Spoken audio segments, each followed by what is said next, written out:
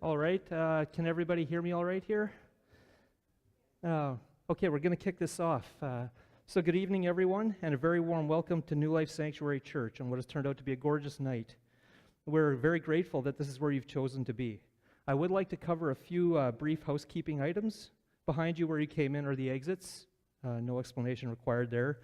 We're in what we call the sanctuary. Washrooms are down the hall across the sanctuary exit near the literature station. The men's followed by the women's. There's a watering station by the coffee bar. Please be discreet if you need to exit during the debate at any time. I am trusting under God that this debate will leave you all with a lasting impression and something very meaningful and edifying to consider when engaging in everyday conversation, whether you be atheist, agnostic, skeptical, or spiritual persuasion of any kind. I myself am a member of this church, so I obviously align as a Christian, but for the purpose of a fair exchange, I must behave as a neutral enforcer between our two opponents, John Feakes and Darren Kay. Darren and John call one another friend, so I trust the enforcer is just a cool-sounding term that I like, and that the role of moderator is all that will be required. This will not be a brawl of sorts, but rather a friendly exchange with an express purpose of engaging your minds as we discuss this important topic, expecting that we will all treat one another with respect, regardless of controversy or disagreement within the audience. There will be a Q&A session afterwards for those that are anxiously wiggling in their seats. The question is, though, how should we live our lives? This question entails everything in the major branch of philosophy known as ethics. This area of rational inquiry is more than just a fascinating mental exercise. How we address the question of ethics will have enormous practical implications not only for us, but for our society as well. Another quick but important note following the debate and the Q&A, and I hope we can all share something in common, is a love for fellowship and for a large variety of pie and ice cream, which I would encourage everyone to stay for, of course. And a very special thanks to the ladies who work so hard on these pies. This evening does not involve the use of programs. However, there is an order to the debate, which is posted up here. And our speakers will be expected to adhere to very specific times. It is not intended to be rude if I have to cut in at any point where things go on too long. I guess this is where I cue the enforcer role. Now, to introduce our two rational combatants. In this corner, arguing for the proposition that Christianity is ethically superior to secularism, Mr. John Feakes, pastor of New Life Sanctuary Church. He earned his Master of Religion degree from Columbia Evangelical Seminary with emphasis on religion, philosophy, and divine revelation. Since 2000, he has traveled speaking on the rational defense for the Christian faith. Since 2007, John has served as adjunct professor of world religions, countercult studies, and apologetics at Miller College of the Bible at both the Saskatchewan and BC campuses. He also teaches on the subject of creation science. And as mentioned, he's also the lead pastor here, has been since 2014. He resides in Winnipeg with his wife of over 20 years, Lindy. They have 4 children, Alicia, Samuel, Madison, and the youngest, Marcus, most of which I believe are here in attendance today. Pastor John's journey with the Lord began many years ago in a gym, having been introduced by another gym patron. I mention this because I often join him at Lindy at the gym during the week, where I now get to see John witnessing to others at the gym, so it's kind of full circle and very neat to see. So, welcome, John.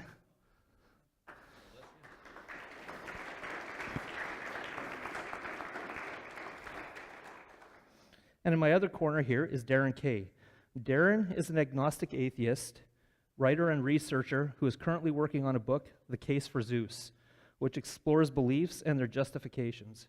He has a YouTube page showing his many dialogues with people of many faiths, and has grown to be close friends with some of the most influential philosophers, people like Matt Dillahunty, Richard Carrier, Ozymandias, John Loftus, and Christopher DiCarlo. So, welcome, Darren.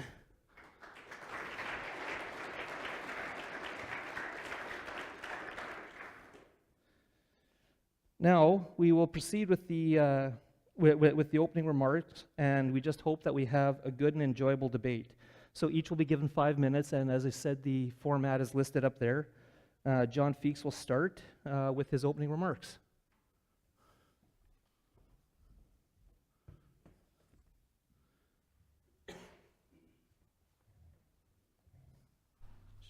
make sure this thing is on here. Okay. All right, folks. Well, thank you very much for coming out here tonight to explore this very important topic together. And I just want to thank you, Darren, for agreeing. This is round 3 for us. And most of all, I want to thank the Lord Jesus, who called me to believe in him so many years ago and has changed the trajectory of my life forever. And it's infinitely for the better.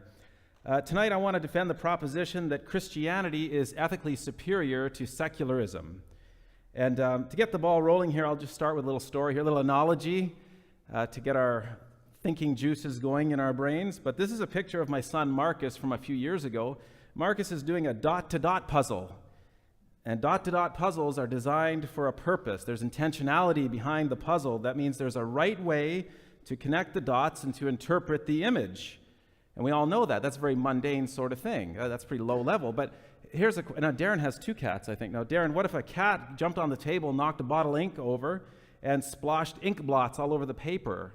Well, these are random. There's no design to this. There's no intentionality. And therefore, there's no right way to connect and interpret the dots. Is there? In fact, it would be downright silly to correct another person's connections and interpretations on a bunch of random ink blots on a page. Wouldn't that be the case? Well, I want to ask a question tonight. What about human experience? Is there a right way to connect and interpret our experiences?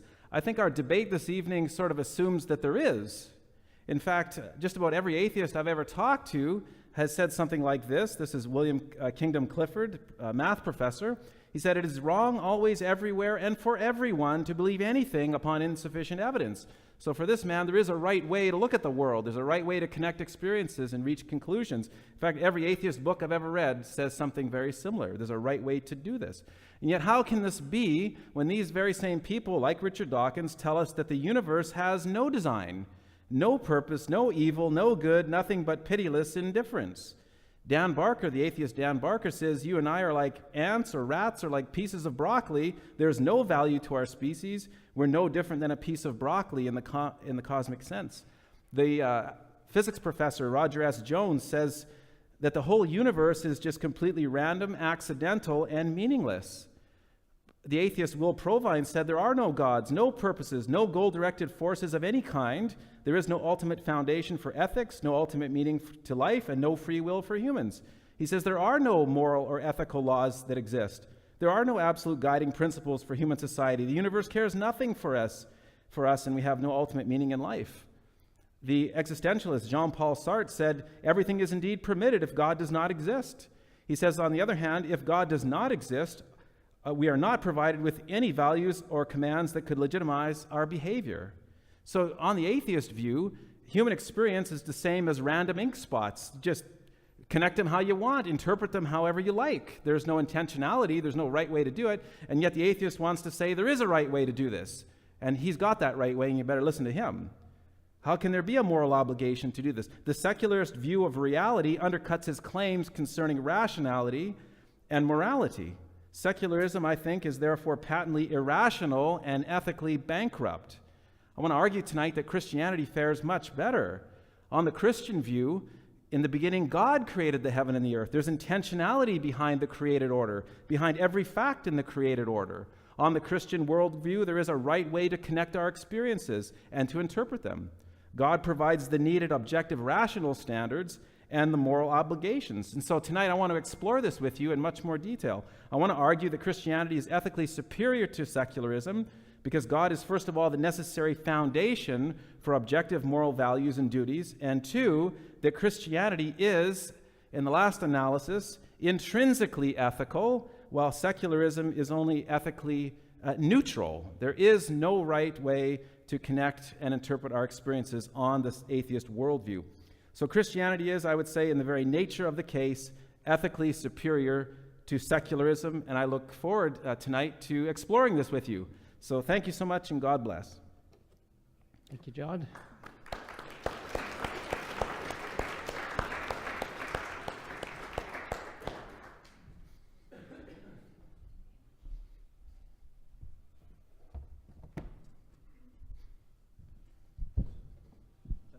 Test. There we go. Oh, your computer. There we go. There you go, my friend.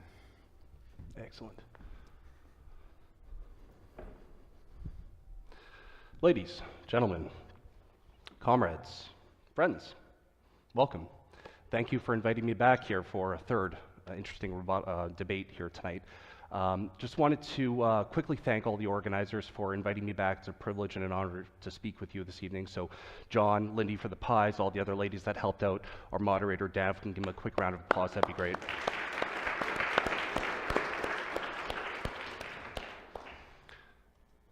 I do have a YouTube channel. If you guys want to check out some of the dialogues that I do have, you're more than welcome to do that. And I was recently at an Alpha group. Some of you guys might have heard of this. And they were talking about prayer. And they said, Darren, we can convince you that there is a God.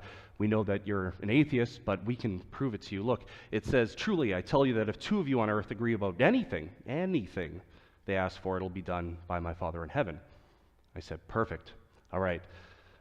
Then I'd love to win the debate that there is no God. Didn't go so well, but that's fine, because the question tonight is, can we be good without God? How many here, if you found out there wasn't a God, would go out and rape and steal and murder tomorrow if you found there was none? Okay, perfect. I think we're on the same page. I rest my case. But we have to understand that every situation is quite different. We talk about situational ethics, and the Pope himself even says, well, there's no situation that we need to look at. If the book says it is a certain way, it has to be done that way. But then we have to open up other ideas. Is it ever morally permissible to sacrifice an innocent life to arrive at a destination quicker? Now, at first glance, this question seems appalling. We'd say, of course not. We're not going to ever do that. But last year, there was about 40,000 deaths on North American roads. If we could lower those speed limit laws by, let's say, 10%, and save 10% of those lives, that's 4,000 innocent lives. That could be you, that could be your family, it could be your friends. Would you do it? Instead of arriving at a destination in 20 minutes, now you'd take 22 minutes. Well, I think we'd all agree that would be the case. But why stop at 10%? Why not 20%? Why not 50%? Why not go the speed limit of a bumper car and save 40,000 innocent lives? At some point, this doesn't even just apply to roads. This applies to planes and trains and the air we breathe and the food we eat. Any form of risk that can cause pain or suffering or even death, at some point we have to say, we have to draw a line. And where and why? Imagine that there's a trolley car that's barreling down the road. It's going to hit 5 workers. And you are at a switch, and you can hit the switch and divert the track so that it only hits 1. Well, 90% of people or so would say that they would divert the track. Why? Because 1 life for 5 lives. Obviously, that makes sense. But now if we switch the scenario just a little bit, now we're standing at the top of a bridge, and there's a rather large man standing next to us, and we have the opportunity to push the man over and stop the train. Again, we're changing 1 life for 5. But in this case, the majority of people would say, no, I wouldn't push the man. What's the difference? Let's take it 1 step further. Imagine that you're a doctor and you've got 5 patients in your waiting room that each need a different organ, and they're going to die without it. And there's a healthy man that comes in looking for a checkup, and you could, unbeknownst to him, kill him and harvest all of his organs and save the other 5. Well, now we get even to a more tricky area of ethics. Joseph Fletcher, he came up with the idea of situational ethics, that every situation needs to be observed completely differently. He was a priest and later became an atheist and won the Humanist Association for the Humanist of the Year. And what he says is that the morality of an action strictly depends upon that situation. Thank you. Thank you, Darren.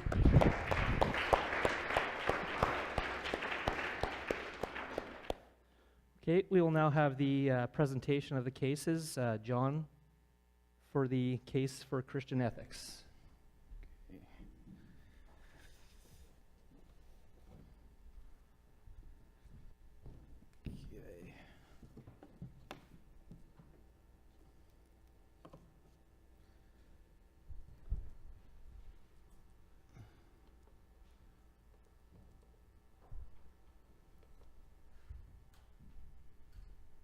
going to work? I hope it does. Do we have pictures? Hey. All right, friends. Okay, so I'd like to just give you my opening arguments here, and I hope I don't put anybody to sleep. Please stay awake and think carefully about this. Kind of important. We're asking the question, how should we live our lives? And it's a big question. I'll be talking today about objective moral values and duties. By objective, I mean wholly apart from human opinion. By values, I'm talking about good and bad in a moral sense. And by duties, I mean right and wrong. I want to say tonight, I want to defend the position that only Christian theism can provide an adequate foundation for objective moral values and duties. Let's think about this together. On Christian theism, can we account for objective moral values, good and bad? I say that we can. God looks down at the world. This is it's a cartoony depiction, but you can imagine God looking at the world, and he observes the world, and he decides what's good and what's bad around here in a moral sense. Now, how does he do that? Is he measuring the earth against some standard out there in space, a standard according to which he himself is subject? Well, that can't be the case, because then God would not be ultimate. And on classic Christian theology, God is ultimate. Nor can we say that God is arbitrary, that he just sort of rolls the dice and he decides, eeny, meeny, miny, mo, I guess mugging old ladies is wrong today. That's arbitrary, and God is not arbitrary. No, we want to say that God's very character is the very locus and paradigm of moral goodness. God is by nature loving, just, generous, merciful, and so on. All those things that you and I would want to recognize as being morally commendable, that is God by nature. So those things which are in conformity to his good and just and noble character, he calls good. That's how God judges the world. And so on Christian theism, God provides an appropriate ground for objective moral values. But what about objective moral duties, the things we ought to do, things that are either right or wrong? Well, ought, the sense of ought, arises from imperatives given by a competent authority. And we just can't imagine a more competent authority than God. On classic Christian theology, God exemplifies maximal excellence in every imaginable state of affairs. God is omniscient, he is omnipresent, omnipotent, and omnibenevolent. That is to say, he is morally perfect. So he is the competent authority, and his commands are necessary expressions of his morally perfect character.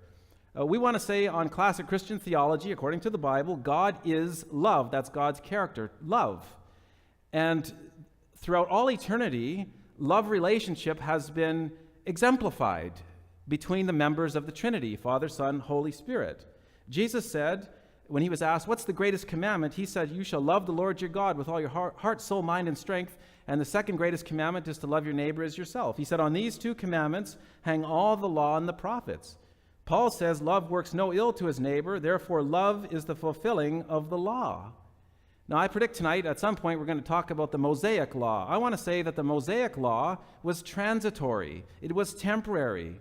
It was not permanent. The Old Testament looks ahead to a New Testament when the Mosaic Law would be done away.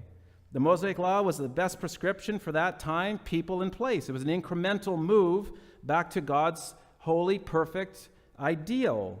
The purpose of the Mosaic Law was to restrain evil and to expose our sinful condition and to point to the Savior. But friends, the Mosaic Law has died. And I have to say this because I think there's a lot of atheists out there who claim to have read the Bible who don't grasp this. But let's explore it. Colossians chapter 2 says the handwriting of ordinances that was against us, i.e. the Mosaic Law, has been nailed to the cross. It's been taken out of the way.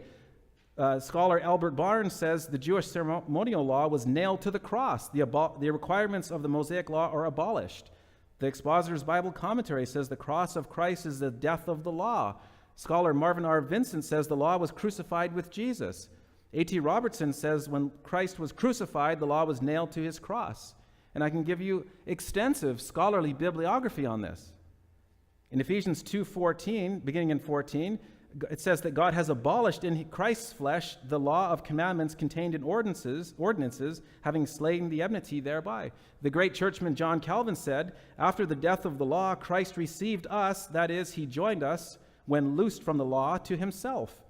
And the great theologian Charles Hodge says that the law was our first husband. We were bound to satisfy its commands, but the law being dead, that is to say, fulfilled in Christ, we are free from the obligation of obedience to it. In the book of Hebrews, chapter 8, we're told that old covenant was made old and decays and it's vanishing away. That sentiment is echoed in 2 Corinthians, the 3rd chapter. It was a ministration of death written and engraved on stone, says Paul. He says that the new covenant is a ministration of the Spirit, and it's much more glorious. He says, if that which is done away was glorious, much more that which remains is glorious. Paul says to the Roman believers, Christ is the end of the law for righteousness to everyone that believes. Look at the language, friends. Paul says we're dead to sin. That means unresponsive to sin. Then he turns around and he says you're dead to the law. You're free from sin. You're free from the law. You're not under sin. You're not under the law. The priesthood, the sacrificial system, circumcision, dietary restrictions, the Sabbath day, the tabernacle and temple programs, so central to the Jewish religious system under the Mosaic covenant, have all been altered and done away with. That is just classic Christian theology. Today, love is the fulfilling of the law, permanent, eternally exemplified in the character and nature of God, and all his wise moral commands are reflections of that character. So I would say objective moral duties have an appropriate grounding in God. Notice also, please, if we're going to tell somebody they ought to do something, that sort of implies that they can do that thing. You say, you really ought to help that baby cross the street or whatever. Well, that implies you can actually get up and help that child. I mean, you're not confined to a bed or an iron lung or something. And see, on classic Christian theology, this makes a lot of sense. On classic Christian theology, we are substance dualists. We believe that a person has a physical, material body, yes, but you also have a non-material soul spirit. You have a non-material nature, a soul, which supports a complete set of rational faculties, which we call a person. So your non-material mind is interacting with a physical brain. This dualist interactionism is going on, and this means that we are not strongly determined by physics and chemistry and environment. You make real choices. And that just sort of seems to agree with our basic sensibilities on this. You tell somebody you ought to do something, it sort of implies they can. They're not just meat machines being pushed around. And I think this makes perfect sense. This sort of comports well with our common sense, everyday experiences on things. But how about secularism? How about atheistic secularism? Can we account for objective moral values? Well, John Steinrucken, an atheist, he says those who doubt the effect of religion on morality should seriously ask the question, just what are the immutable laws of secularism? Be prepared to answer, if you're honest, that such laws simply do not exist. Right. Remember Richard Dawkins, he told us that the universe is a place with no purpose and no evil and no good. Nothing but pitiless indifference. Now that's funny because then he'll turn around and write a book telling us how evil Christianity is. Isn't that funny? Michael Roos says morality is just a biological adaptation. Ethics, he says, are illusory. Morality is just an aid to survival and reproduction, and any deeper meaning, he says, is illusory. I would say that atheistic secular systems, ethical systems, are in the first place arbitrary.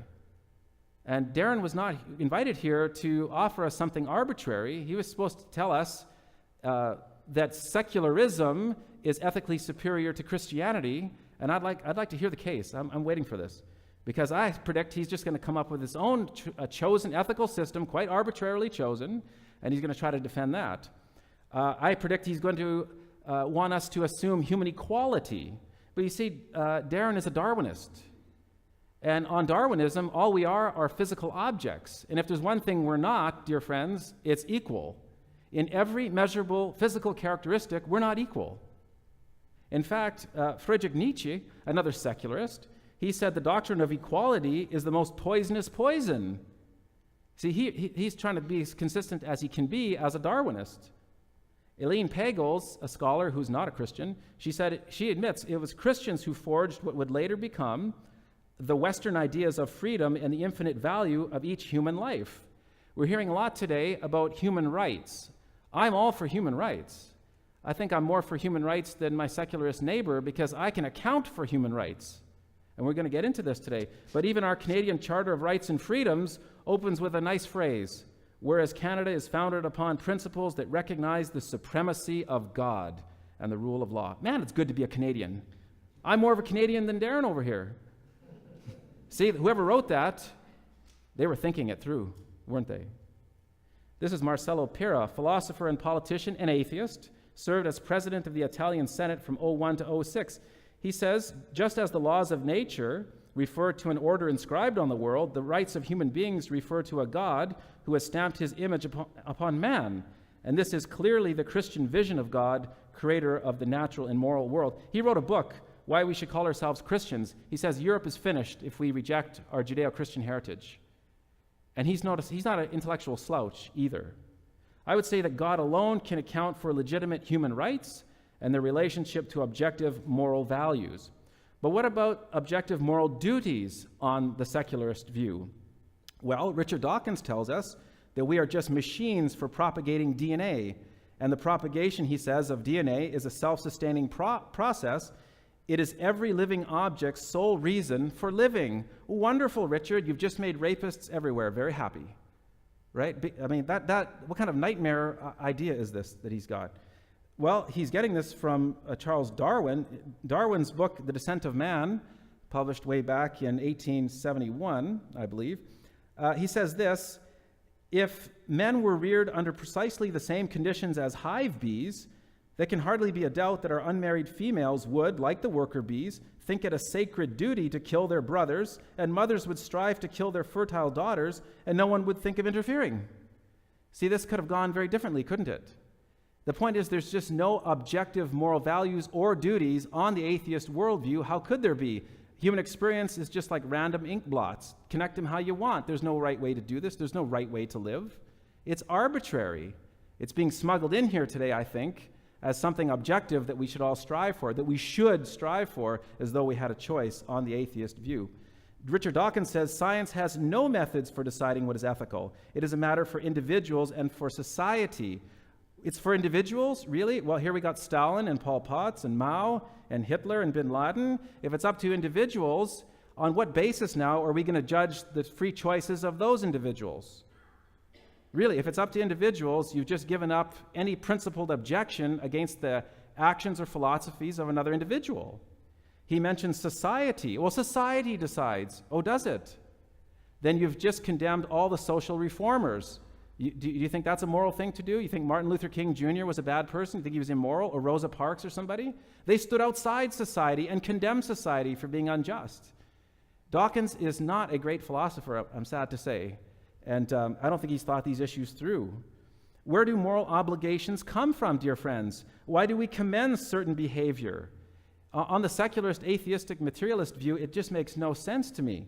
Francis Crick, an atheist, a materialist, he says, your joys and your sorrows, your memories and your ambitions, your sense of personal identity and free will are in fact no more than the behavior of a vast assembly of nerve cells and their associated molecules. You're nothing but a pack of neurons, says Francis Crick. So on his view, human beings are just electrical chemical machines. You just do what you do. The only way you can do these things in accordance with the laws of physics and chemistry. Now, how about that? So then why are we condemning certain behavior as morally wrong? Why are we commending certain behavior as morally right? I was at the Air Force Museum at Dayton, Ohio, and they had a big display there on the Bataan Death March. Maybe you're familiar with that, where the Japanese forced Allied soldiers to march some incredible distance, I think it was like 60 miles or more, and men were dropping and dying. And this man here, Major General Robert Preston Taylor, the chaplain, a Christian, he would stop and he would pick men up off the ground because if they stayed there, they'd be shot. And he was beaten repeatedly for doing that, but he miraculously survived the ordeal, and he received the Silver Cross for his sacrifice. Now, who here really believes he deserved that medal? I think he deserved that medal. Why? Because he could have done otherwise. He could have been self-seeking. He could have just protected his own. But no, he was helping his fellow man, and he deserved that. We don't give the projector a medal for displaying images on the screen here, and it's another electrical chemical machine, isn't it? I want to say that neither human rights nor objective moral values and duties would exist if atheism were true. And yet I think deep down we know that these things do exist. There is a right way to live. There's a right way to think. Christianity is ethically superior to secularism because, first of all, Christianity is intrinsically ethical. Number two, secularism is only ethically neutral, I would say, and we're going to get into that. Secular ethics, in the last analysis, are arbitrary. There's no rational justification for the ethical systems of the secularist. Secularists, you're going to find tonight, I predict, they will promote Christian values and duties. They'll talk about things like love, equality, freedom, responsibility, and justice. What do any of those things have to do with molecules in motion? How do you tell molecules in motion to be fair, or to love one another, or to be forgiving, or kind, or to be empathetic? See, Darren has to run over to my worldview. He has to take intellectual and moral capital from us, from the Christian, and then scurry back over to his own worldview and try to use those things as weapons against us. And that's not right. I predict you're going to see that tonight. Lastly, I'd say there's the testimony of history. The testimony of secularism has been abysmal. The Darwinist, the secularist, ends up devaluing human life in the final analysis. From secularism comes racism, oppression, mass murder, moral relativism, and it's been a real hindrance to intelligent scientific research. History professor Pat Johnson tells us that the bloodiest century in recorded history has been the 20th century. He says most of the people who have died as a result of war have done so in the 20th century, and the history professor says most of the killing was done in the name of secular ideologies. Hitler, Stalin, Mao, all these ideologies are based on atheistic systems, and we'll talk more about that yet tonight. The testimony of history concerning Christianity is much more positive.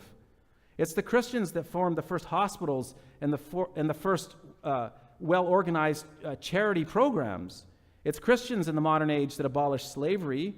It's the Christians that fostered the belief in education for everybody. It's Christians that got the whole scientific enterprise off the ground.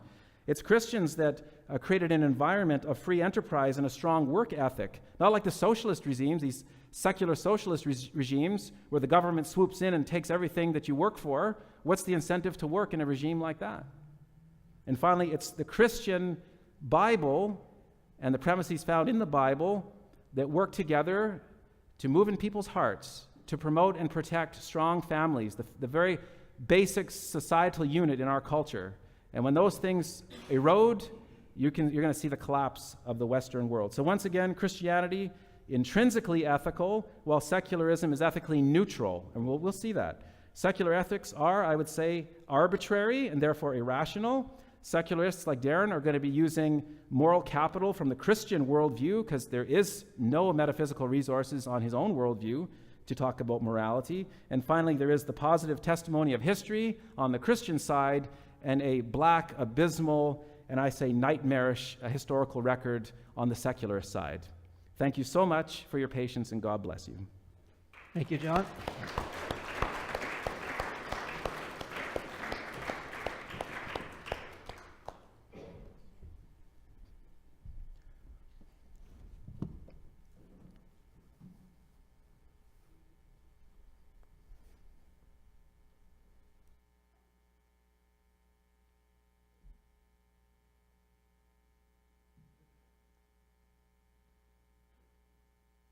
Good?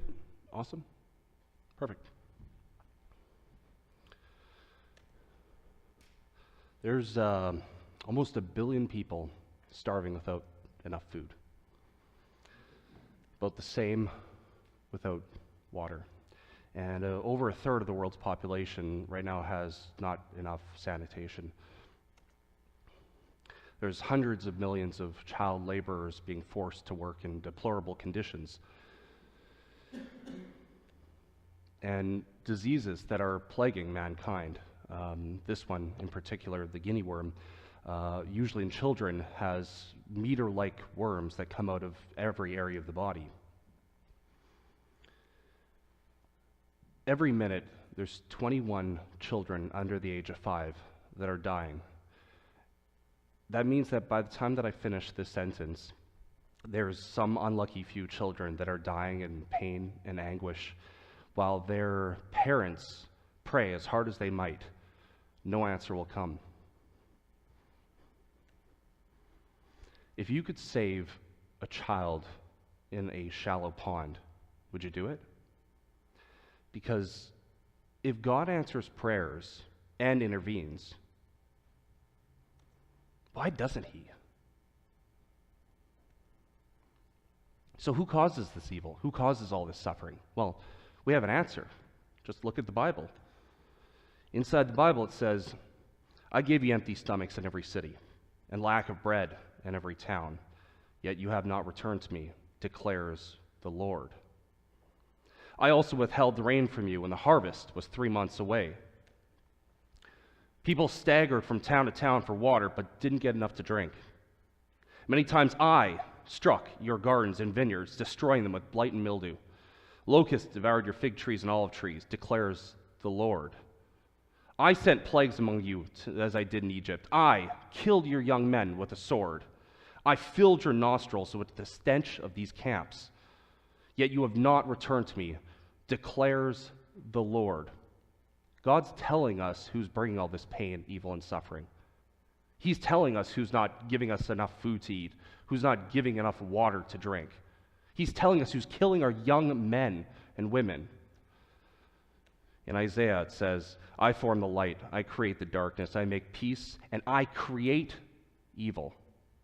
I, Lord, do all these things. Let's talk a little bit about justice. C.S. Lewis is a famous Christian writer, and in his book, Mere Christianity, he writes, with regards to Jesus and justice, he says, all of us can understand a man who forgives offenses among himself. You tread on my toe, I forgive you. You steal my money, I forgive you. But what should we make of a man who himself unrobbed and untrodden on, who announced he forgave you for treading on other men's toes and stealing other men's money? These words would imply what I can only regard as silliness and conceit, unrivaled by any other character in history. A man who was merely a man and said the sorts of things that Jesus said would not be a great moral teacher. He would either be a lunatic or he would be the devil of hell. Either this man was or is the Son of God, or he's a madman or something even worse.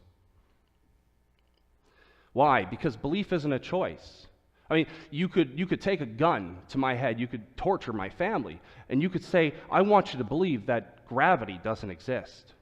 I could say the words, and I could even live my life like that. I could walk off a building to show that I don't believe in gravity. But deep down in my heart, I know that gravity exists. Therefore, if belief in God is not a choice, why am I doomed to hell for eternity for something that I have no choice in? Warren Buffett right now is the greatest philanthropist in the world. He's given away $46 billion of his hard-earned money towards all kinds of charities, amazing foundations around the world. This man is the pinnacle of what we'd hope that we can achieve together. But on the other hand, we have another man, David Parker Ray.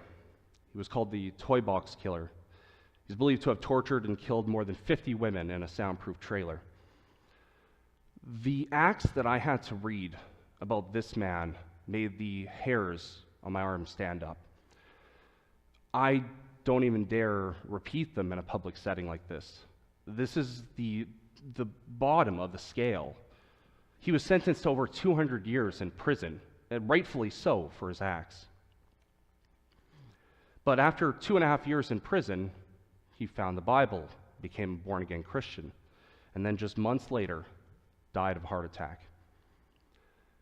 In John's worldview, if there's a heaven and there's a hell, John believes that this man is deserving of eternal bliss for the life that he led. And this man is deserving of eternal torture for the life that he led. John says it himself.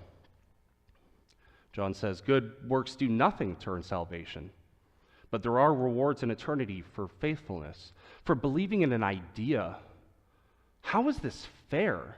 Where's the justice here? The topic of today's debate is morality. What is morality? It's the way that we treat each other as human beings. Which of these men treated their fellow human beings better? How is this an understanding of fairness? Let's split the act from the source. I think it's very important that we do this. There are things that I think we can find some common ground on. So if we were to look at things like justice, like peace, love, kindness, I would think those things are good things. Does anybody disagree with me on those? Good. I think, on the other hand, there's things like war, genocide, slavery, rape. Does anybody think that those things are good things? Okay, good. So we're all on the same page. So without knowing where the act is coming from, we have a foundation. That's good. Now we can come up with something maybe that's a little bit more objective. But let's look inside the good book. Malachi says, when he's talking about the prophets, he says he will turn the hearts of parents to their children and the hearts of children to their parents. That's good. That means bring the family together. I like what he says there. But what does Jesus say? Jesus says, "Do not suppose that I have come to bring peace on earth. I didn't come to bring peace, but a sword. I've come to turn man against his father, daughter against her mother. A man's enemies will be the members of his own household." He doesn't come to bring peace. He comes to bring war. So who should we believe? Malachi that says bring the family together, or Jesus that says come and rip them apart over beliefs? Another story in the Bible. There was a man who they found gathering sticks on the Sabbath. And the Lord said to Moses, "The man must surely be put to death, and all the congregation shall stone him with stones outside the camp." So as the Lord commanded, all the congregation brought him outside to the camp and stoned him with stones, and he died. In Leviticus, regarding slavery, it says, "Your male and female slaves are to come from the nations around you. From them you may buy slaves. They will become your property. You can bequeath them to your children as inherited property, and you can make them slaves for life." In Exodus, it says, "Anyone who beats their male or female slaves with a rod must be punished if the slave dies as a direct result. But they are not to be punished if the slave recovers after a day or two, as they are your property." But that was the Old Testament. What about the New Testament, Darren? Didn't things get better? Well, let's have a look. In Colossians, it says, "Slaves, obey your earthly masters in everything." In Peter, it says, "Slaves, in reverent fear of God, submit yourselves to your masters, not only those who are good and considerate, but also those who are harsh." Let's talk a little bit about murder. 2 Kings, Elisha was found bumped into some boys, and they said to him, "Get out of here, Baldy." And for that crime, he called down a curse in the name of the Lord, and 2 bears came and mauled 42 of the boys to pieces. I see the bald guy nodding his head on that one. Judges, Jephthah made a vow to the Lord. He said, "Whatever comes out of the door of my house to meet me, I will sacrifice as a burnt offering. And who should come out to meet him but his daughter? And he did to her as he vowed." I will point out that there was no angel of God or God himself that stopped Jephthah from murdering his innocent child.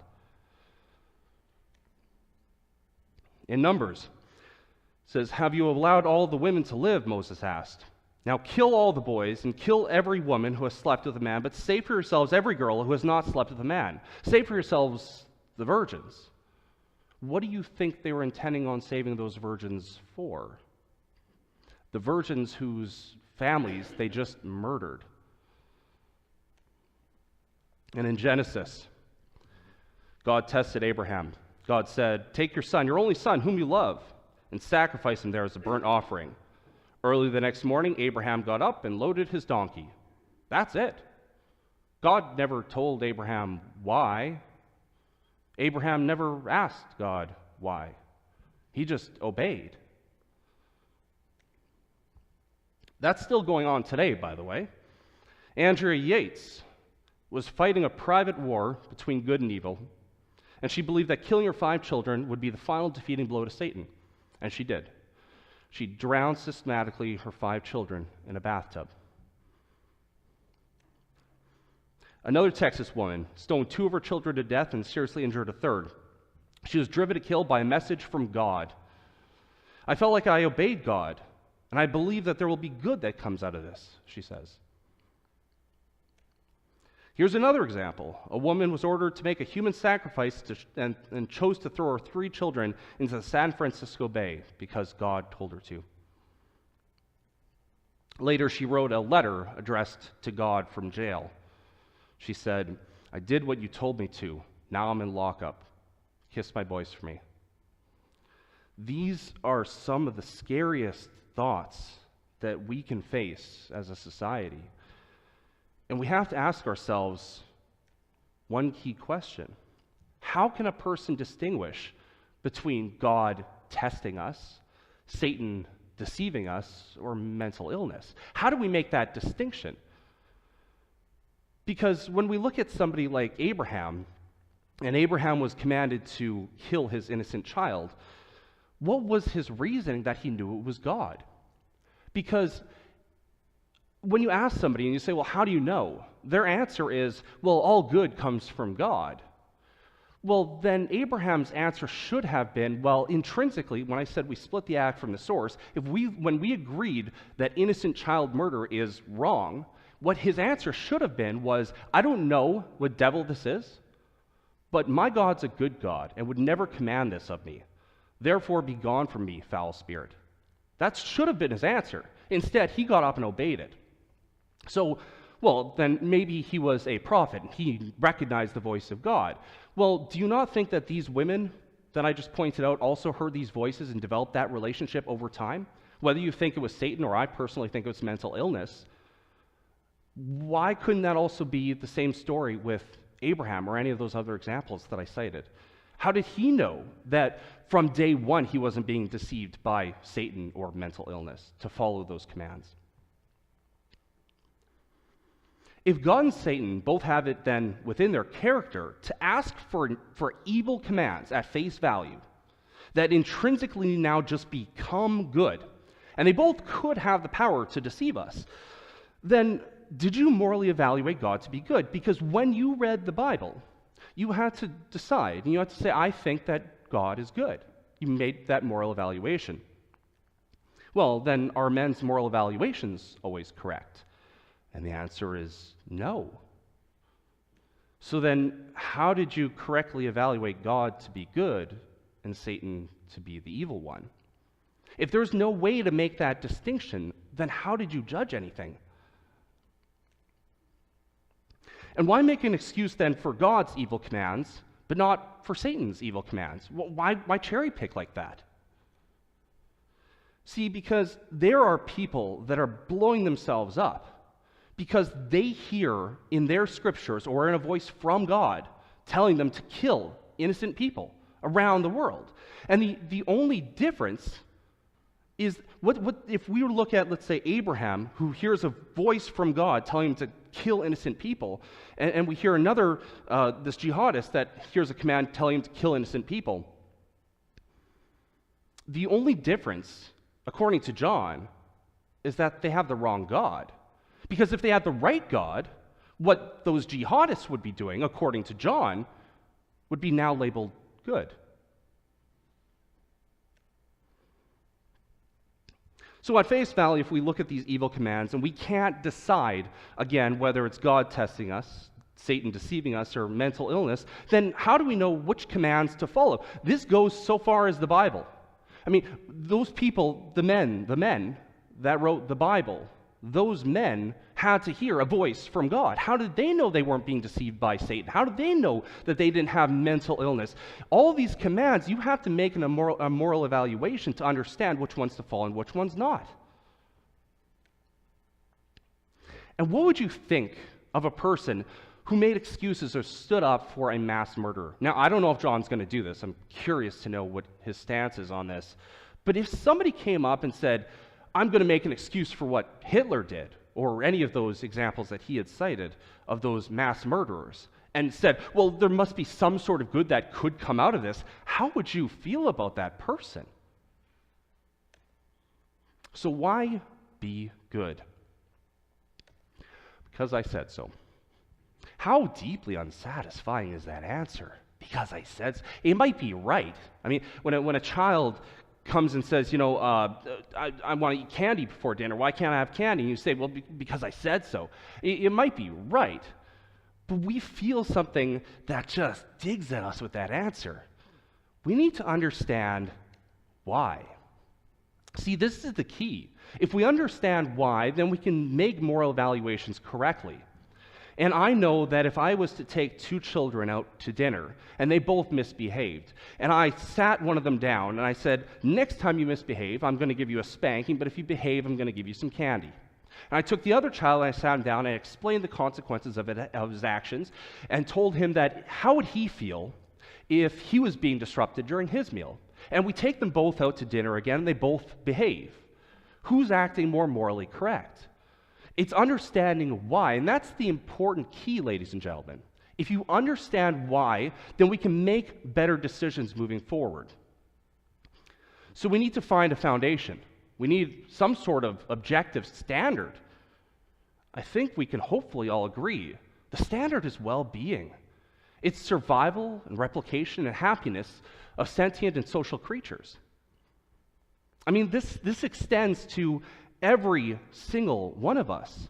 And to look at this, I mean, even in the realm of the supernatural, for those that believe in a heaven or hell, why do we not want to go to hell? I think it's too hot. I mean, if you think about it, it's affecting our well-being, right? Why do we want to go to heaven? Because it's bliss. Again, it affects our well-being in a positive way. But there's a moral landscape. There may not be an objectively peak on what is the best decision to make. There are peaks and there are valleys that we need to understand. So let's imagine that our goal is nutrition. Our goal is health. When we look at nutrition, there's not a best food to eat. There's a plethora of great foods that we can eat that'll constitute health. But I think we can also agree that there are many valleys if our goal is health.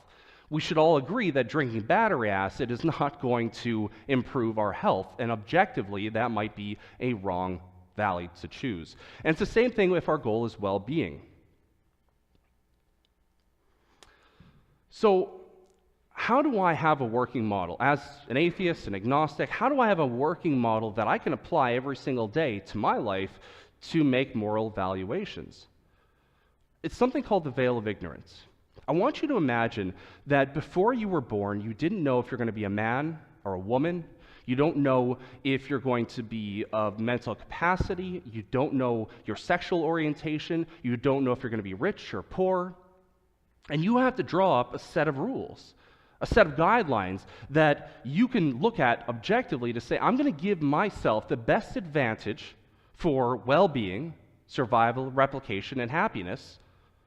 And I don't know where I'm going to be placed in that society. Because if I do this, and John is now going to start saying to me, well, how if might makes right, and there's more Germans that say we should, or Nazis, sorry, that should, kill Jews in Nazi Germany. Well, then whose standard do we say that is objectively wrong? What if that's their well-being and that makes them happy? Well, if I was in the veil of ignorance, and what if I pulled the name that put me in that situation where I was now a Jew in that situation? Well, I would say that's affecting my well-being, my survival and replication, and therefore now I have an objective standard to say objectively that is wrong, and I can move about my life with that. Now, as I painted in the very beginning, there are many questions that we don't know the moral answer to. It's hard for us to always get a defined, correct answer. But that's fine, because I would much rather have questions that can't be answered than answers that can't be questioned. Thank you. Thank you, Darren.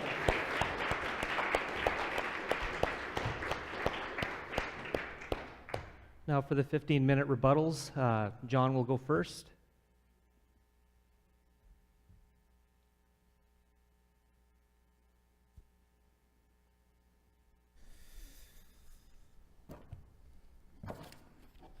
Sorry, guys. I was just so riveted to that speech there. Just get set up here.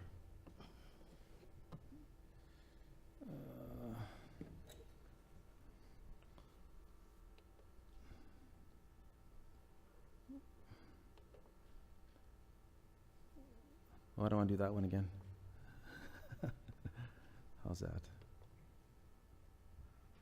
I can listen? Okay. All right. Okay, guys. Well, thank you so much for your patience. As predicted, Darren, he did move over into my worldview to get some moral capital. He's talking a lot about equality and love and happiness and all kinds of stuff that has nothing to do with molecules in motion, his whole case against Christian theism was reducible to this: I don't like how God runs the world. Period. There. Thank you. That's not rational. That's arbitrary. It's what I said at the beginning. He claimed that the subject of this debate was, can we be good without God? That is not the subject of this debate. Darren, you and I talked about this. I gave you some promotional material. The debate was framed as an interrogative. Which is ethically superior, Christianity or secularism? And I said very clearly on the promotional material, I would defend the proposition that Christianity is ethically superior to secularism. What is secularism, after all? It's the belief that religion should not play a role in government, education, or other public parts of society. It's the principle of separation of the state from religious institutions. It's a system of social organization that does not allow religion to influence the government, or the belief that religion should not influence the government. The quality of behaving in a way that shows religion does not influence you. Now, in preparation for tonight's debate, I checked 21 standard reference works, and they all agree with this basic definition. Secular ethics, friends, refers to any ethical system that does not draw upon the supernatural. So what does that mean? It means that secularism is practically ethically neutral. There's a whole variety of ethical systems that fall under the broad umbrella of secularism. There's various forms of nihilism, including that of Friedrich Nietzsche. There's eudaimonianism of Plato. There's cultural relativism of Ruth Benedict.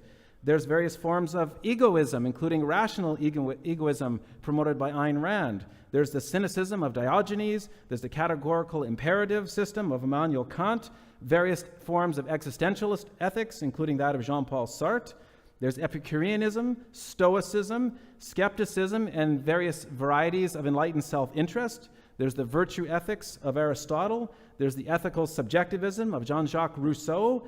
Various kinds of utilitarianism. We heard a variety of that here tonight, including that of Jeremy Bentham and John Stuart Mill. And there's the ethics of care of Nell Noddings. Now, even if you could distill these down into some categories, which I don't think you can, but even if you could, you'd still have nihilism, utilitarianism, deontology, virtue ethics, and existentialist ethics. Friends, this is what you got here on secularism. It's a bunch of arrows pointing in all different directions, and arrows pointing in different directions have no practical value. The practical equivalent here is that there's no arrows at all.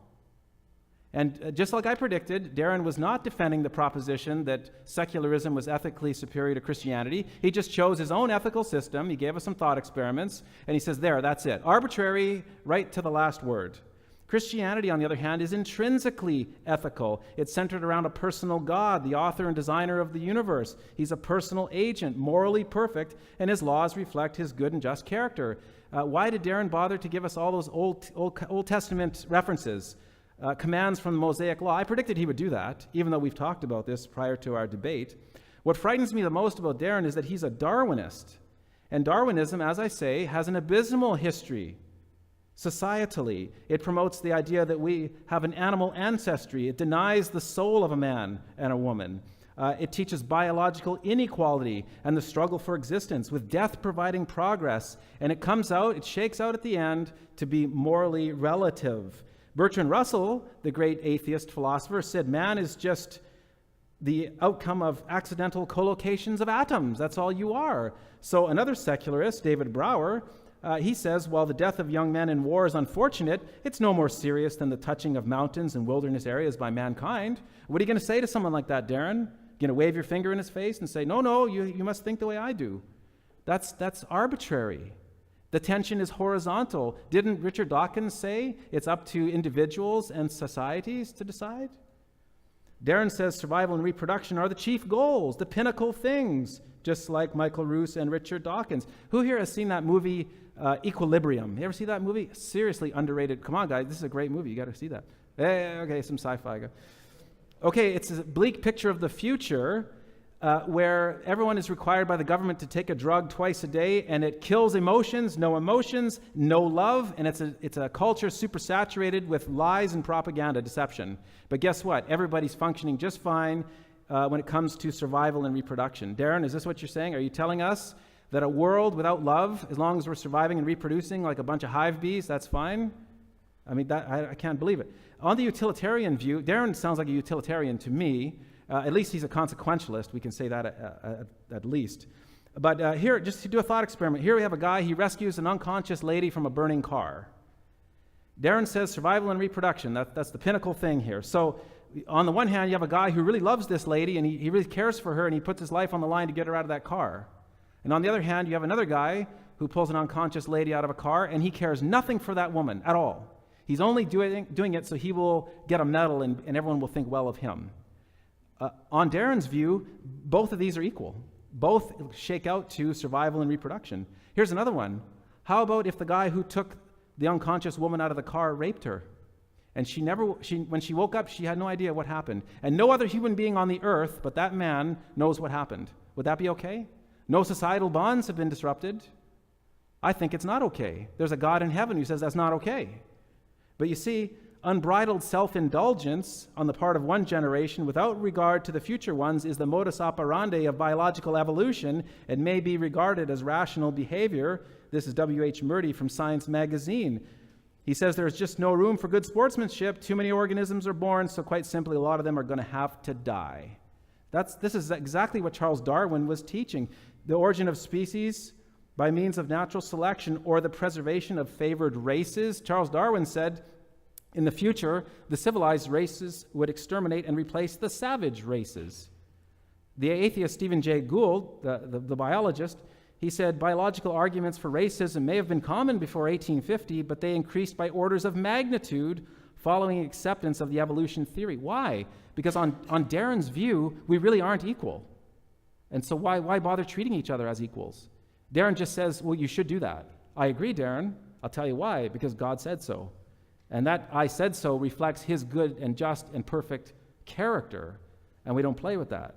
Richard Weikart, PhD in modern European history, now professor of history at California State University, he said the notions of evolutionary progress coming through the death of multitudes is not a misapplication of Darwin. That's exactly what he was teaching. And I can give you quotes from SS propaganda pamphlets. These things were approved by Hitler and Himmler. And so the New Scientist magazine tells us that there's a direct line that runs from Darwin to the extermination camps of Nazi Europe. Hitler was not a theist. Hitler was steadfastly anti-Christian. Of course he was. Of course he was anti-Christian. That's very funny, I know.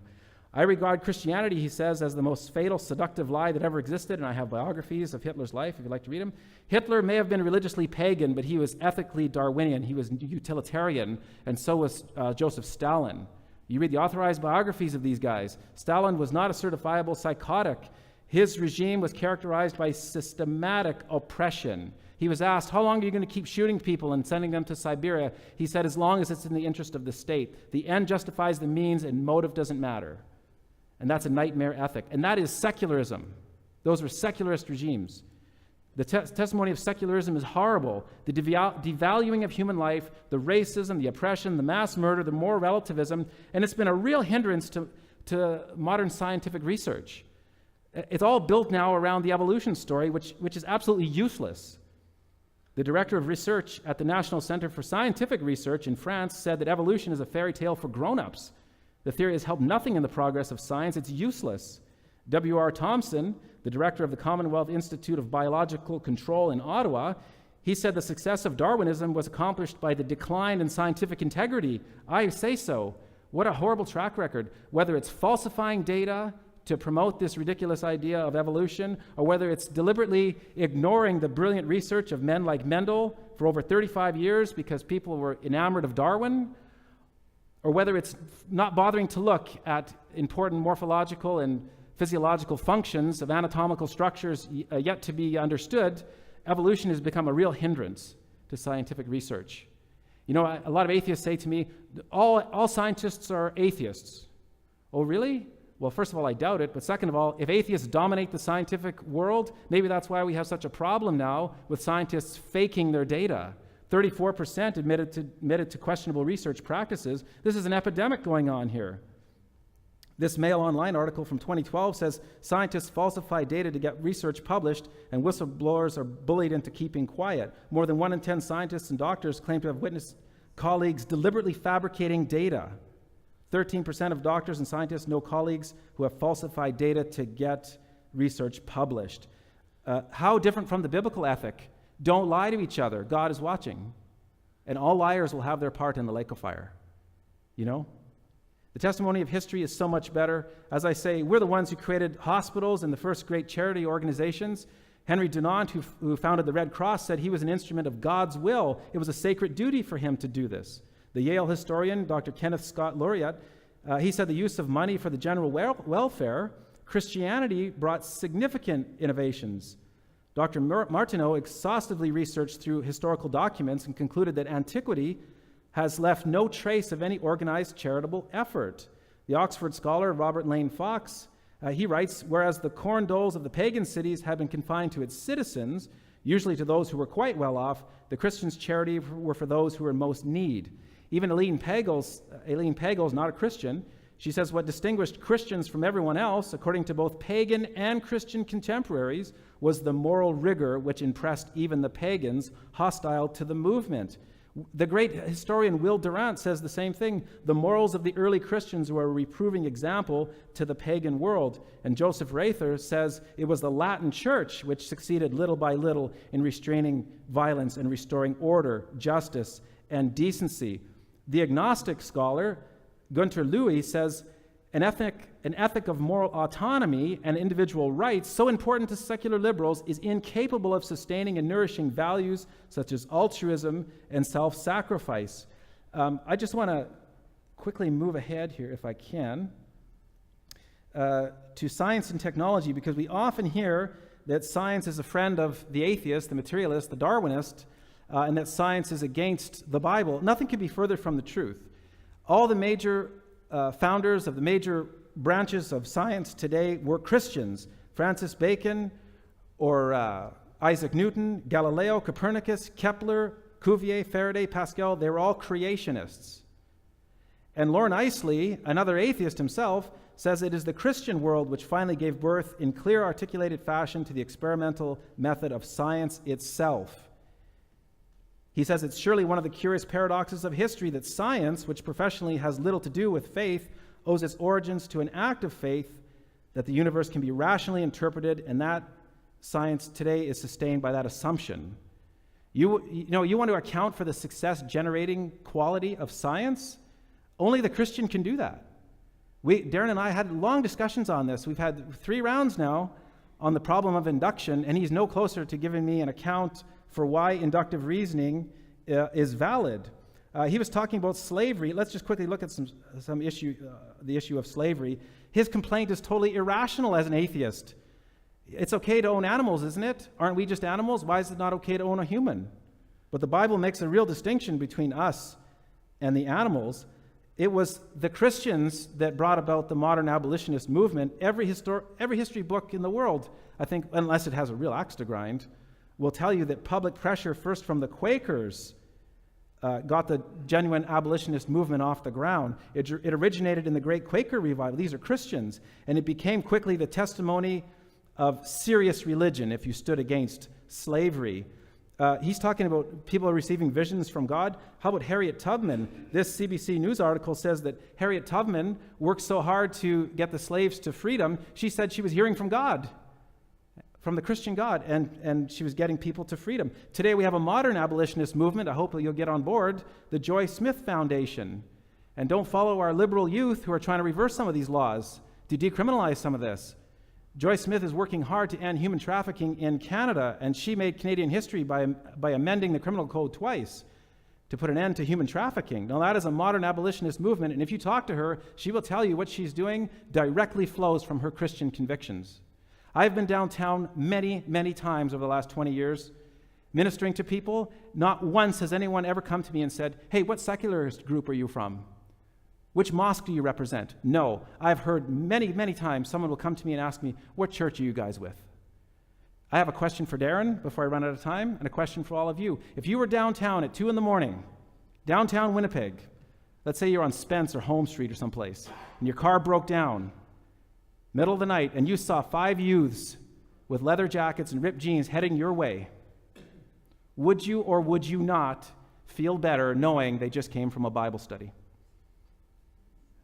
Now, you can snicker and laugh, but deep down in your hearts, you know exactly what I'm talking about. All right. Thank you so much, and God bless you. Thank you, John.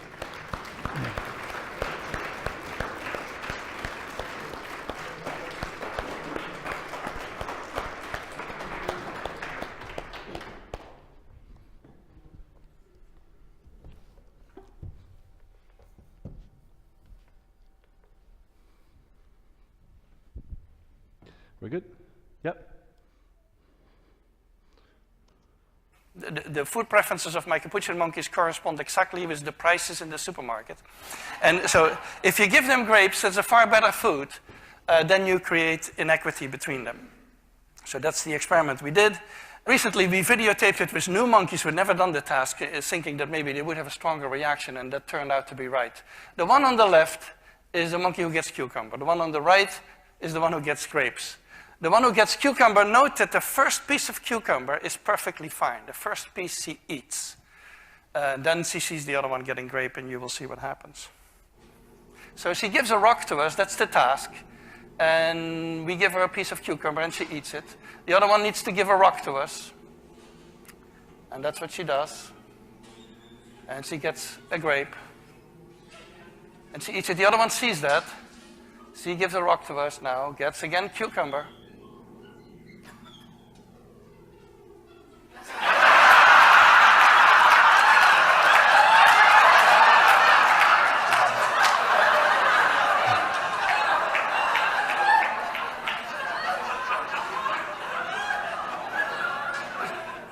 She tests the rock now against the wall. She needs to give it to us. And she gets cucumber again.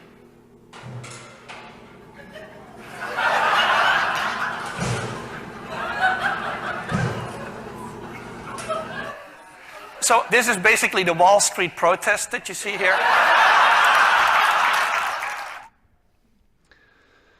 So when we look at animals, we can see that they don't have a Bible, they don't have commandments, they don't have Jesus, but they understand equality and they understand fairness without having these constructs. So that begs the question, what's the difference between, let's say, a lion that eats a gazelle? I know John mentioned that earlier.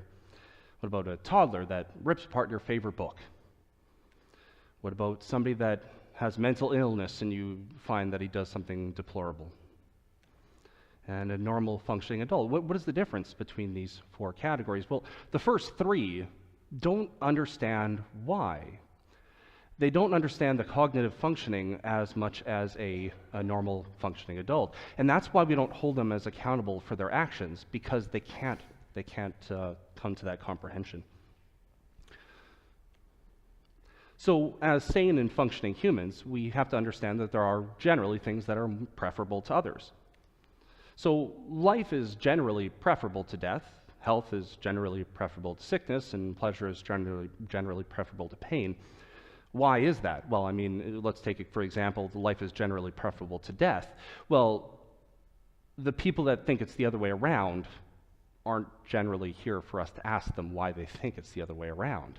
So if we can understand that there are things like this, then how do we now define good? How do we define that? Well, if we imagined a universe where there was the worst possible suffering for everyone for as long as possible without any type of silver lining, we, as sane functioning adults, can objectively say that that is bad. Would you guys agree? Raise your hands if you don't agree, okay? And so because of that, what we can say now is that any degree of movement away from that universe is now what we can label as good. That degree of movement is how we define the word good now. All right, John's favorite topic, let's get there. Hitler and the Nazis. All right, perfect. So first off, Hitler was an announced Christian. They marched with the belt buckles, God is with us. He met with the Pope several times. And he said in the Mein Kampf, he said, hence today I believe that I'm acting in accordance with the will of the Almighty Creator.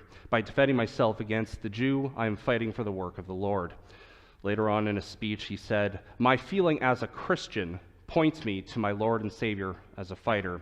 This is God's truth. I had many opportunities of quotes from him and some of the other men that he had pointed out that were doing these atrocious things. But I don't point this out to say that the war or these atrocities were caused because of Hitler and the Nazis being Christians. I'm not necessarily saying that. There might be aspects of that, but the point that I'm trying to make by illustrating this is that why do men go to war? Well, men go to war for power, for money, for land. But they don't go to war for atheism. But I will say that they do go to war for religion. So why add one more thing to the docket?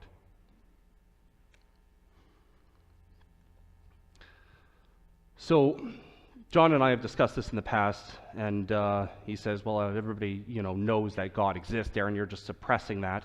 And he's written his moral code on your heart, and you're just suppressing it. You know that God exists deep down, Darren. Stop suppressing it.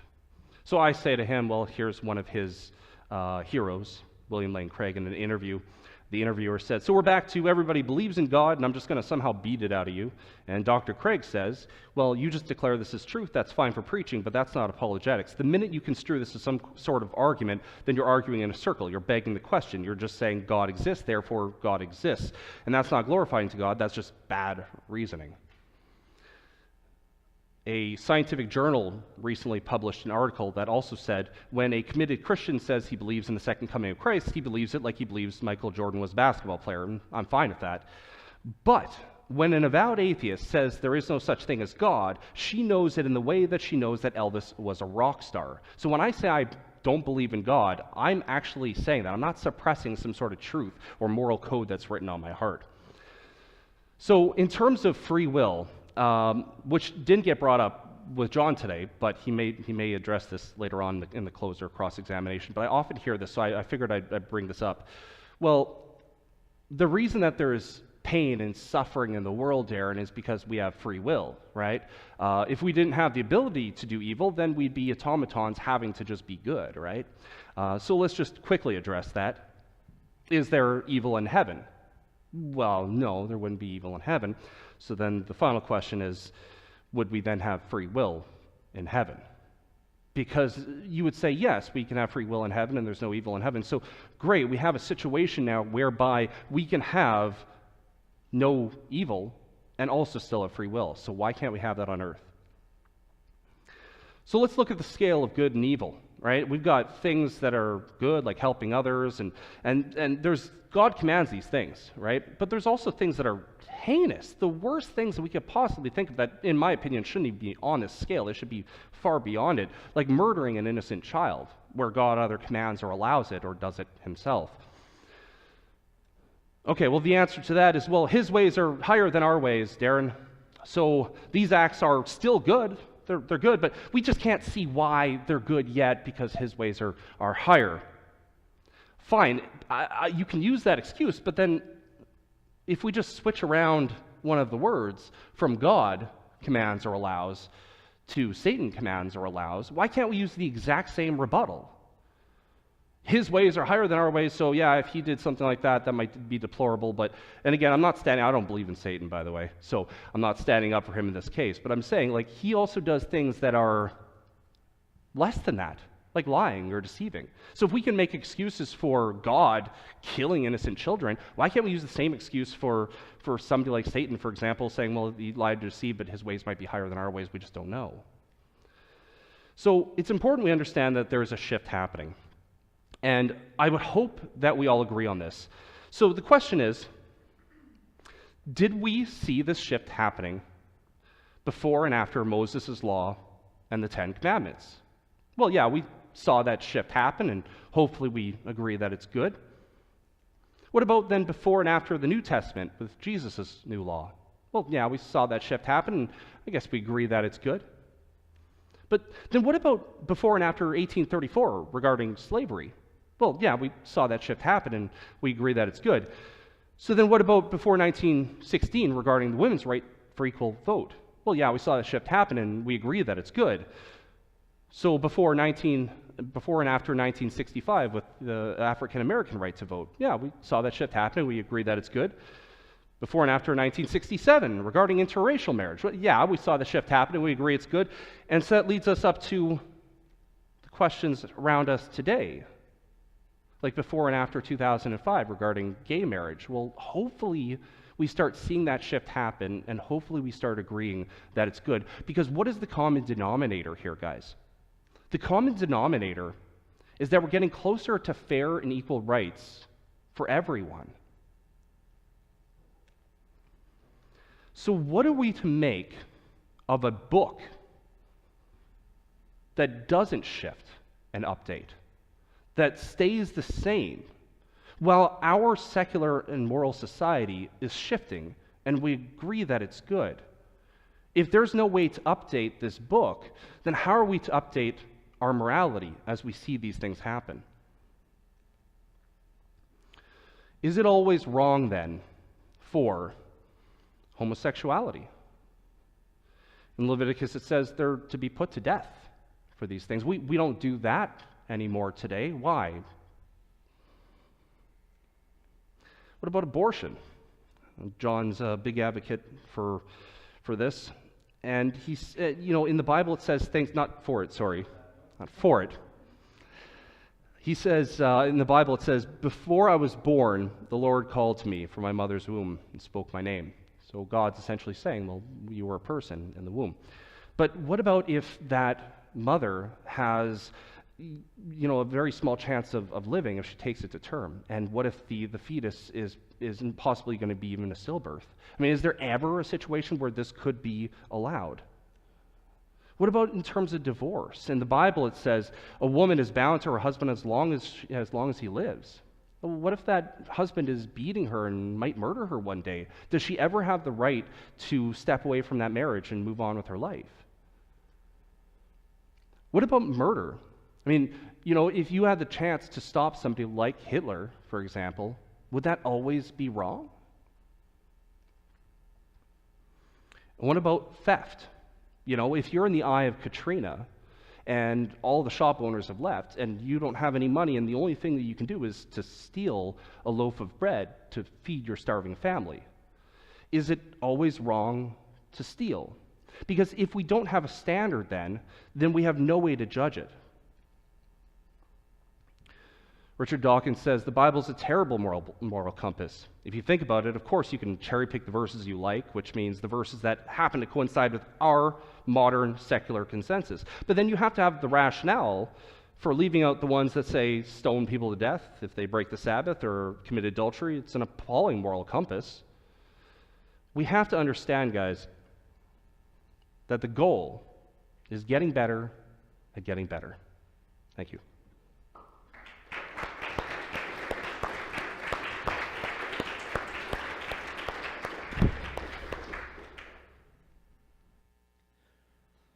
All right, we're now going to have the cross-examination at 5 minutes apiece.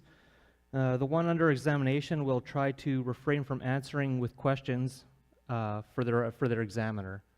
Sorry if I got that wrong. But John will start the cross-examination with Darren.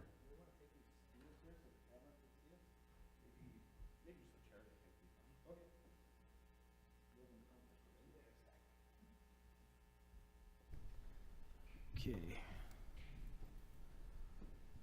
I don't know if they will get us, but oh man, I'm going to get. How about that? Is that in my face still? My head is tall. Okay. Who goes first? I've got you cross-examining Darren. Okay, so 5 minutes, right? Yeah. All right. Okay, Darren, thanks for putting in the effort to come here, round 3 for us. Yep. I have some questions. Are you a materialist? Getting some feedback. Is that me? Do we need to move, Darren? How's that? Will that work? Better. Okay. Okay, so maybe we reset that. Yeah, I wasn't counting that. Okay. Darren, are you a materialist? Do you believe that all of reality is reducible to space, time, matter, and energy? Yes. That's where you're at. Okay. Are you Darwinian? Yes. Okay. So you don't see any intentionality to the created order? Or it's not even a created order. It's just a cosmos, Well, I guess. I mean, if you're talking about purpose, we imbue purpose on our lives. So we can set in motion whatever purpose that we want, and we can change it at any time as Right, well. yeah. But the universe is not here for a reason. No, Okay. And therefore, we're not here for any reason. but we can change that reason. So we can Right. imbue, like I just said, we can imbue our own reasoning Okay. on our purpose. The standard definition for human rights are that they are principles of freedom or entitlement. They are rules prescribing what are allowed of people or owed to people. On your account of the universe, reducible to space, time, matter, and energy, how would you account for something like human rights? Where do they come from? What's the foundation for human rights? The foundation is we just ask people how they feel. And we say, look, if people want happiness, survival, replication, and well-being for sentient and social creatures, then we now have an understanding of what we view as good. And also, because I know where your line of questioning is going to lead to, so I may as well answer it, is that if we have a universe, like I mentioned just now, with the worst possible suffering for everybody for as long as humanly possible without a silver lining, any degree of movement away from that is what we can now label as good. Do human beings discover rights, or are we creating them? Well, we're creating them as we We're go, and creating we're human changing rights. them too. Okay, so human rights they don't actually exist. We're coming to they're just mental abstractions. We're right? coming to an understanding of fairness for everybody, and that's where we see this secular movement happen. Where are you getting fairness? As a Darwinian, in what sense are we equal? If we're just physical objects, and every measurable characteristic about us is unequal with our neighbor, in what sense are we then equal? Okay, so in terms of fairness and equality, like I said, the way that I understand this is that if I was to pull myself out of the equation and I was to say, look, I don't know if I'm going to be a man or a woman, rich or poor, mental capacities or social or sexual orientations, I now can say this is the rules that I would want for fairness and equality in an objective standard that I can now treat and develop with my fellow human How is that an beings. objective standard? If objective Because I'm means pulling myself out, and hold on. I don't know where I could be. I could How be could you anybody. possibly do that? How are you ever going to pull yourself out of the equation? Because you're the guy who's doing this mental exercise, right? How are you going to get an objective? See, this is a big problem in philosophy, isn't it? Objectivity seems to be beyond our grasp, but not on the Christian worldview. So again, I'm going to ask you, how is this objective? So if I take myself out of the equation and I could be anybody, that is now more towards an objective standard. But there isn't necessarily a right or wrong answer. When we talk about peaks and valleys on the moral landscape, we know that there are things that are objectively better and objectively worse. And hopefully we can agree that maybe there isn't the best way to answer something. So on the moral landscape, the peaks are people enjoying well-being, and the valleys are those who are suffering misery, we'll say, right? That's my correct? Okay. Yeah. So we can imagine a state of affairs in which all the peaks are occupied by maniacs like Manson and Dahmer and all the rest of them. Would that be a moral world? No, of course not. Why not? Because they aren't sane, functioning human beings. Who Do decides? you think they are? No, you're not asking me questions. I'm asking you questions. Who decides what is this? Okay, I will answer. I think that they're not sane, functioning adults. Okay, according to what standard? According to our standards of mental illness. And who is establishing those standards? The doctors that spend their lives studying Okay, this. so human beings who are nothing more than piles of chemicals, bags of biological stuff being pushed around by physics and chemistry, they're the ones who decide which chemical reactions are right functioning. The thing is that you and I agree on this, John. You agree that there are people... No, I'm asking you a question. No, I just asked you a question. I'm answering it Yeah. because if you agree with me on the same point, then you would agree that there are people that aren't sane, functioning adults, and their voice should not be heard. If somebody says to you, I don't choose to understand the chemical compounds of water makeup, I don't want to believe that H2O is water, we don't put them into the realm of science for that. So somebody is saying, well, I don't want to be in the same realm as sane functioning adults. If you and I agree that there are people like that out there, we can discard their opinions if they think that well-being... I just don't know where you're getting the standard. I don't know where the standard's coming from. I gave you a whole smattering of other secular ethical systems You've chosen one of your own making, and you're saying, this is the one, guys, we're under moral obligation, everybody, to follow this.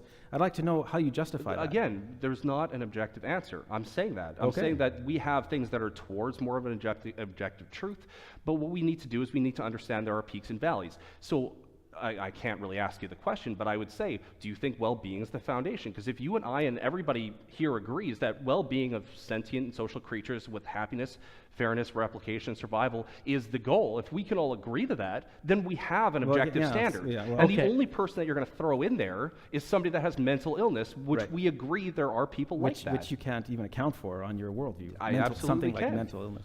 Okay, so that's what will be allowed. A few seconds over if there's a final question near the end. John, did you morally evaluate God to be all good?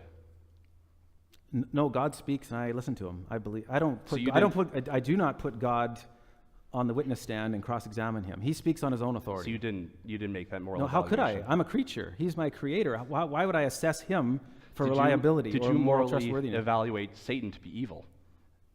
According to God's standards, yes, I have. Okay, God so- said that guy's evil, and I say, yes, Lord, I believe you. Okay, so moral evaluations are incorrect sometimes, correct? By men's standards. Sure. Okay. So then, how do we have an objective way to know that God is the good one and Satan's the evil one? If you want some evidence of that, there's an empty tomb and an empty cross, and there's the promise of So eternal magic life. tricks.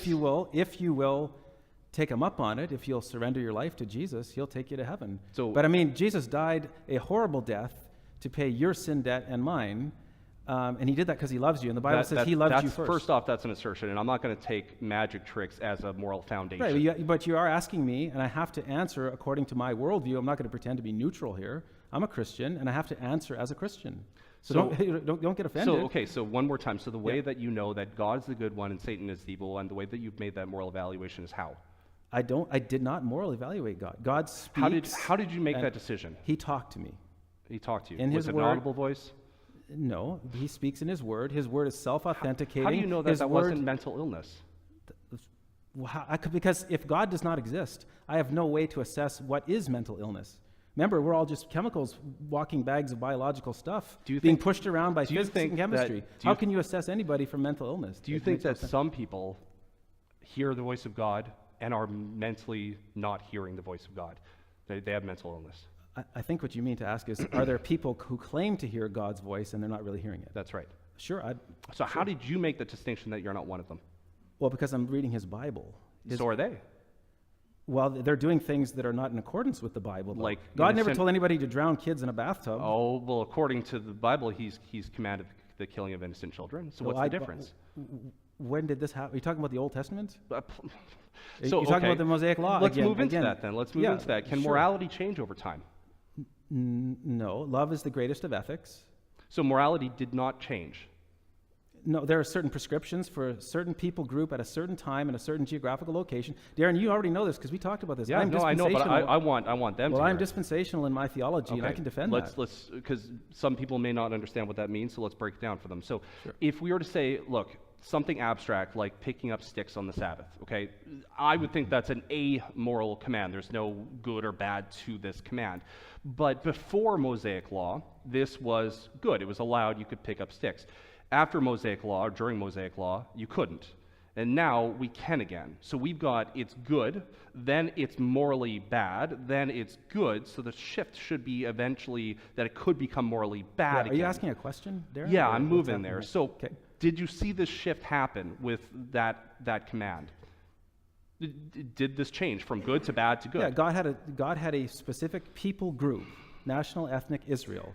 He said, for you guys, here's a special law for you at this time, at this place, and you need to follow these rules. Okay. Right? So that's how that went. Okay. If the pagans who lived at that time and place were not under moral the moral obligation. commands can change over time, correct? Sure. Okay, so can they change tomorrow?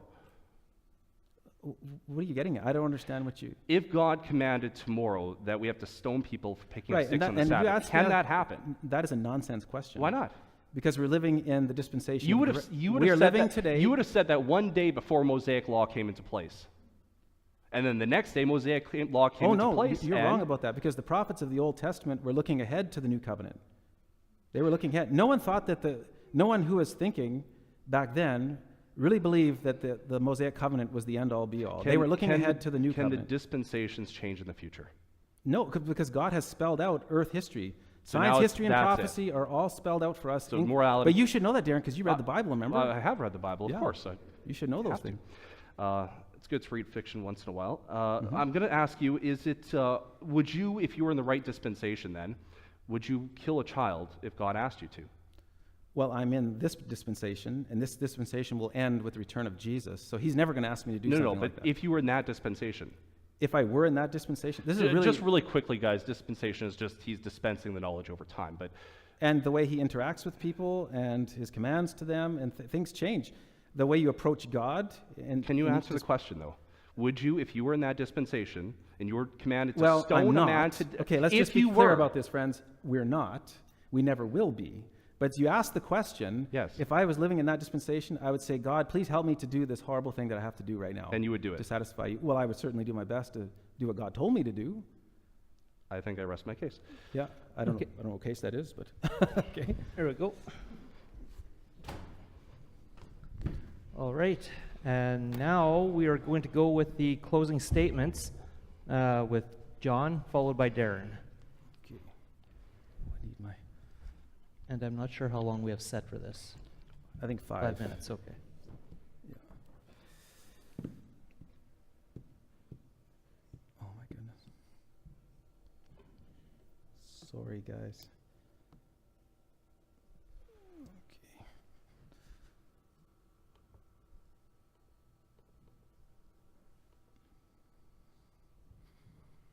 Okay. All right. Well, friends, thank you so much. Everyone's still awake, and we didn't lose anybody, I don't think, so that's good. I wanted to argue tonight. I tried my best to argue for 2 contentions. First, that God is the necessary foundation for objective moral values and duties. I think that contention has gone pretty unchallenged. I heard a lot of opinion from Darren, but I didn't get anything objective. Number 2, Christianity is intrinsically ethical, centered around a personal God, while secularism is ethically neutral. There was all kinds of competing ethical systems. Remember, on the Christian worldview, there is a right way to connect experiences and to interpret them. We say God provides the needed objective rational standards and moral obligations to do this. Now, Darren wants to talk as though there is a right way to do all these things, but he can't account for this. All he has is human opinion, conflicting human opinion. And he wants to say some opinions are better than others, and in the final analysis, it's because that's the opinion he likes. And that's not rational. The Bible says that love is the greatest of ethics. On Christianity, love is the foundation and the objectively prescribed goal. Love is a priceless spiritual reality that reflects the character of God. I don't think I heard the word love once come out of his mouth. On the secularist view, survival and reproduction are the arbitrary goals. And love is just an electrical chemical reaction in a physical brain. Remember W.H. Murdy's quote, "Unbridled self-indulgence is the modus operandi of biological evolution and may be regarded as rational behavior." Remember this fella, the Milwaukee cannibal, Jeff Dahmer? It's okay, friends, to eat broccoli for fun, right? Broccoli is just a piece of nature. Eat it for fun. Is it okay to eat your neighbor for fun? Absolutely not. Why not? Because we're image bearers of God, and we know that we have some objective value. But Dahmer himself was quoted on NBC Dateline. He said, if a person doesn't think there's a God to be accountable to, then what's the point of trying to modify your behavior to keep it within acceptable ranges? That's how I thought anyway. I always believed the theory of evolution as truth, that we all just came from the slime. How different from the biblical description of man. God created man in his own image and likeness. And God is made of one blood, all the nations of people to fill the earth. And that was given political application, and that's why women have the vote, and that's why there's no slavery in the Western world. Okay? That's why you have charitable organizations and hospitals and all such things. This is from the Times Online, Matthew Paris. He writes, as an atheist, I truly believe Africa needs God. In Africa, Christianity changes people's hearts. It brings a spiritual transformation. The rebirth is real and the change is good.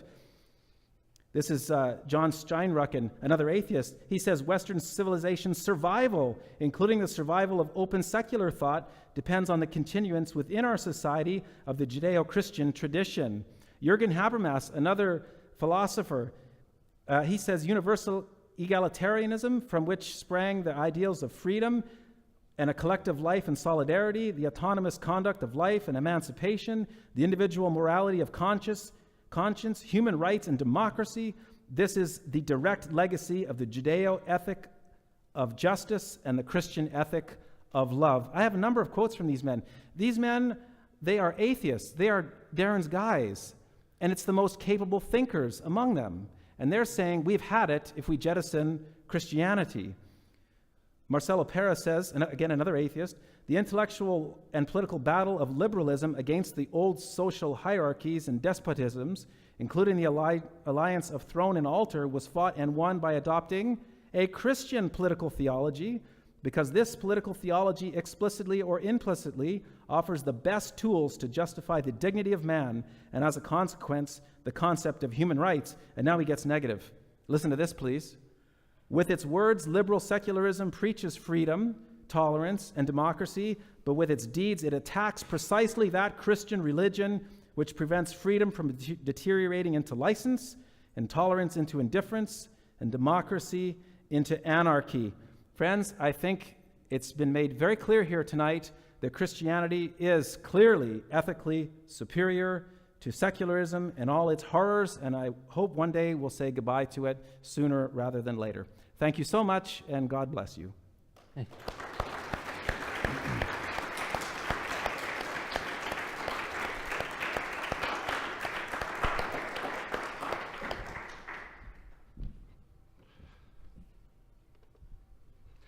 Thanks, John.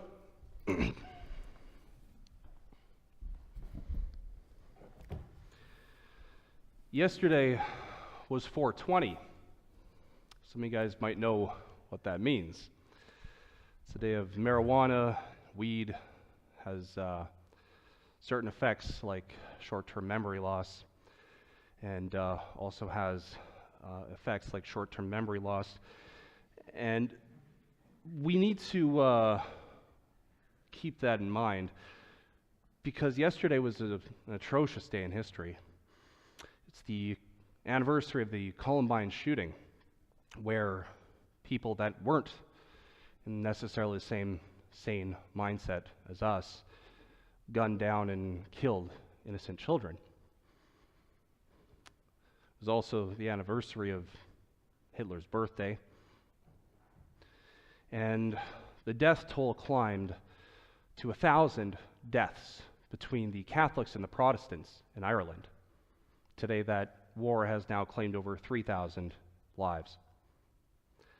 It's an atrocious day in history.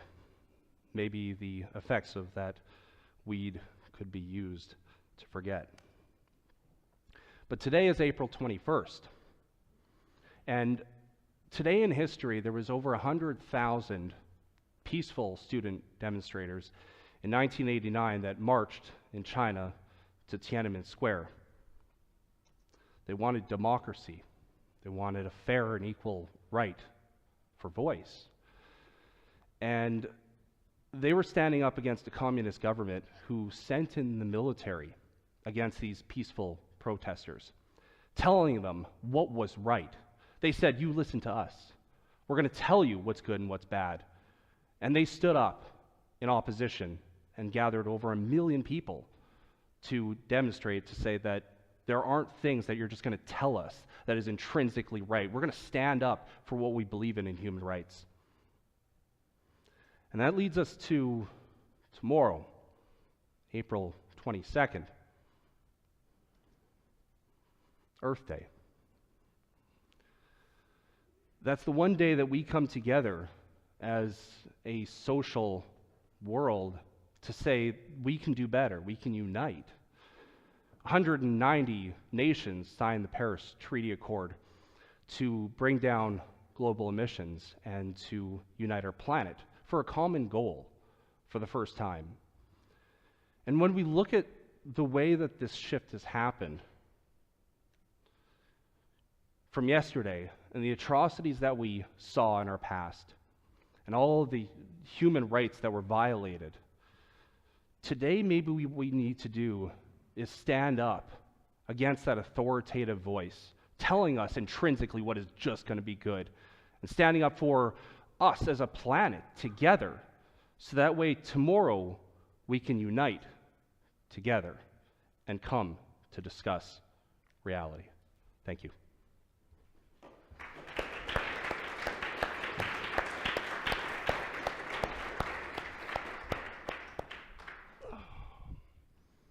Okay, now we're going to have a quick 5-minute recess to set up the Q&A session. Questions can be prepared during this time. Get in a quick refreshment or restroom break. Before we break, though, just a few quick rules just to ensure a smooth Q&A. We'll ask that these be in question form only, no essays, so basically brief and to the point, please. Up to a minute per question, I guess. And then 2, just try to refrain from following up the answers with extra questions. Other than that, thank you all very much for sharing this evening, and God bless. Yeah.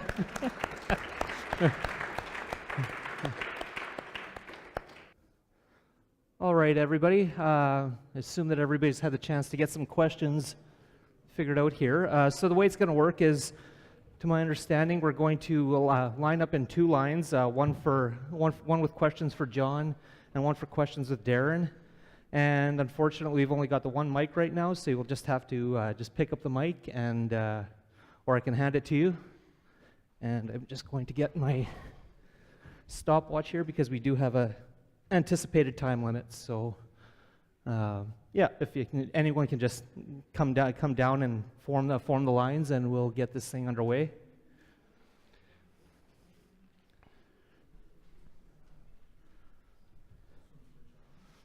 Yeah, we'll say that side there for John and this side for Darren here.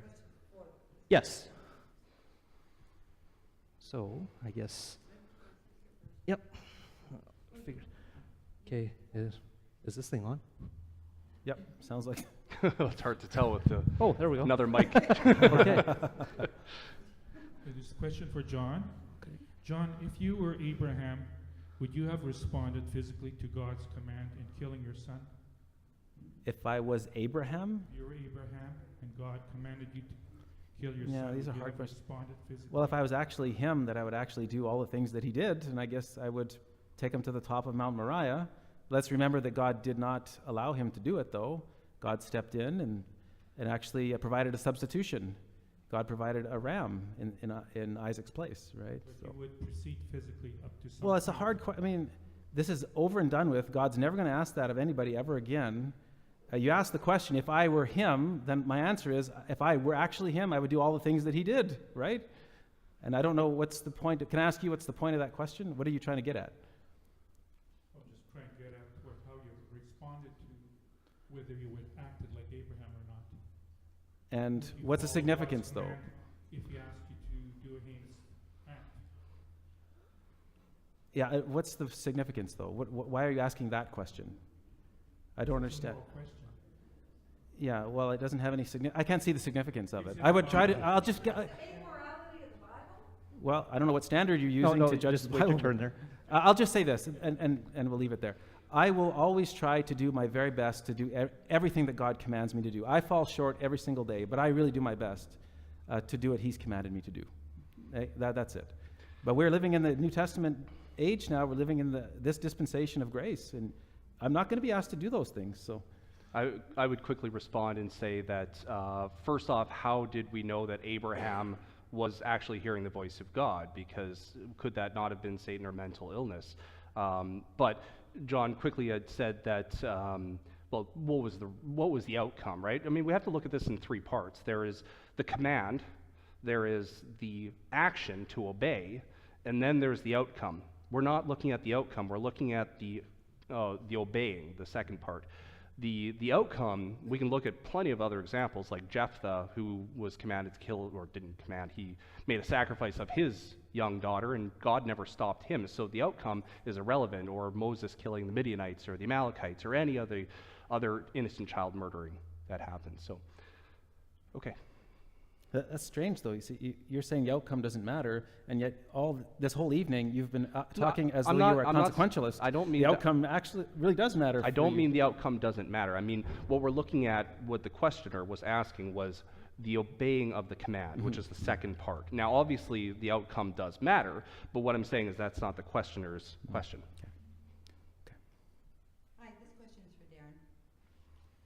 Darren, going back to Abraham, you cited that little story wrong because you didn't put in that Isaac was not sacrificed. You called it child murder, and it wasn't child murder. And you're saying that people who get orders from God just automatically follow them because their belief is so wrong. I'll point out to you that Gideon he didn't test God, he asked for verification. Now, it's explicitly in the Bible that way. So we can ask for verification. We don't just willy-nilly do anything that comes into our mind.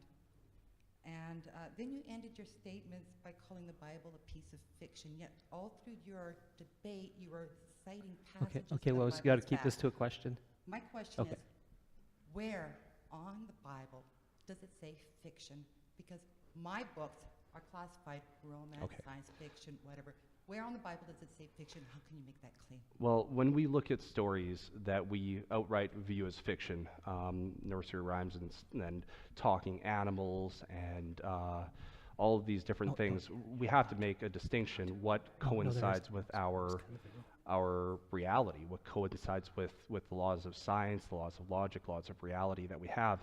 And if we're going to look at a book and say this is clearly fiction because of the fact that we see talking animals and we see supernatural miracles and claims that have no foundation, then that's where I categorize all of those together in fiction. I mean, if there's some sort of way that we can examine these stories as fact, then I'm okay to do that. But let's see the evidence. My question was, Oh. you were citing the Bible as fact all through the debate, and at the end you called it a piece of fiction. Okay, How can fair you enough. call a piece of fiction fact? I didn't say it was fact. I'm saying that according to John's worldview, it's fact. So I'm putting on my hat as a theist to adopt his point of view for a moment so that you guys can see how I would address that if I was in that worldview.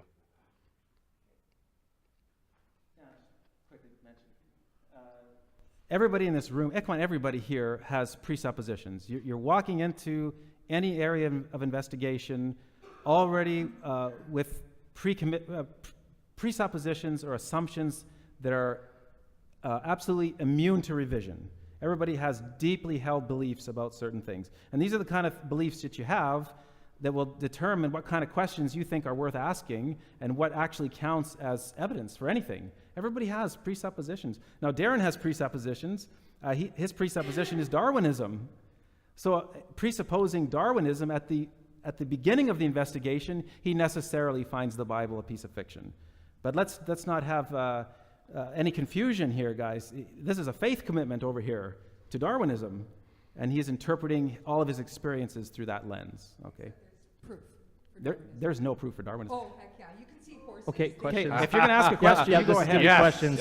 That's the next debate. Questions. I stutter sometimes, so I had to write my question down. Okay. And it is aimed at you, John. And it's because Christians are so varied. I'm sorry, but you are. Like, I want to know where you're coming from exactly in your beliefs. Oh, So sure. If you could just let me get through this and then tell me. Yeah. like, where We have you church at stand on 11, this. and we have Bible studies on Sunday do you evenings. actually accept that, like, people, human beings, you and me, Yeah. had a sense of right and wrong, morality, thousands of years before Christianity existed, and that there are tribes around the world who know nothing of your God, yet have the same moral values as we do? Or do you deny this fact? I don't deny those. Well, I deny some of what you said. Okay. But I have to, again, I'm going to answer as a Christian. The Bible's very clear that everybody has had God revealed to them. In the testimony of, hold on, you're going to let me answer, right? Deny my existence right there. Yeah, I'm going to answer your I question. begged to believe as a child. I begged. Okay, well, Excuse me, no statements. He Yeah, this hasn't is- answered the question. Denying my existence. Wow, And I you're- find that okay, that's incredible. very I th- don't deny your existence. You're yeah. denying mine. Well, you're denying me the right to answer your Go question. ahead and answer Okay, it. so, Yeah. Automatically, you're denying my existence and your answer. So please continue. yeah, if you don't interrupt me, I will. All right. So the Bible says that God has revealed himself very clearly in the heart of every human being immediately. He's also given you ample evidence of his existence in the created order and in your moral sensitivities. Now, I would say if you really believe that you don't believe in God, you are self-deceived. Wow. And that's what the Bible says. Wow. Yeah. In terms have a of, good night. I had a slide about this actually. So, and I hope that we don't get too emotionally charged, guys. You know what? I hope that we don't get too emotionally charged. I know that these questions are big questions, guys. We're talking about morality and the way to treat each other. John and I have a great relationship, and we want to keep it that way. And you guys have been so pleasant in inviting me back here for a third debate. So I wanted to thank you guys as a congregation. You guys have treated me amazing. But I lost my train of thought there. I had a slide that kind of addressed this, where when we say as atheists that we don't believe in God, it's a scientific fact that we don't. We're not suppressing something.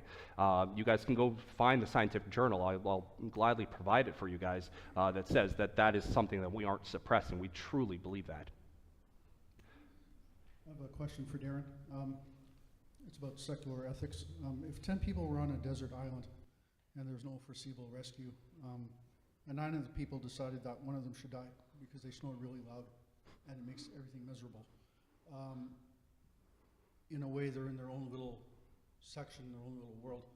Is it now morally okay for them to do that? And if it is, explain that, and if not, please explain that. That's a really out there question. I think snoring loud, I don't know if that's justification but again, we're coming back to the idea of situational ethics, which I think is extremely important because each situation is different. So we need to judge. I mean, do we have all the variables in place? Is there enough food on this island? Is there enough water on this island? Is there some sort of rivalry? I mean, is there a chance of rescue? There's so many things that we need to take into account. If it's just simply somebody snoring, I would say no. Why? Because if we are to play the veil of ignorance and say, I'm going to draw, and let's say I just happen to be that person, which I will announce that I do snore. So if I happen to be that person, I don't want to be murdered simply because of that, and that affects my well-being and survival. Well, obviously, I think it would be horribly immoral to kill a person for snoring. And I'll give you a reason, because people are image bearers of God, and that's the reason why I believe in the death penalty. The Bible says it, in the image of God, God has made man, so whoever sheds man's blood, by man shall his blood be shed. Because we are important to God.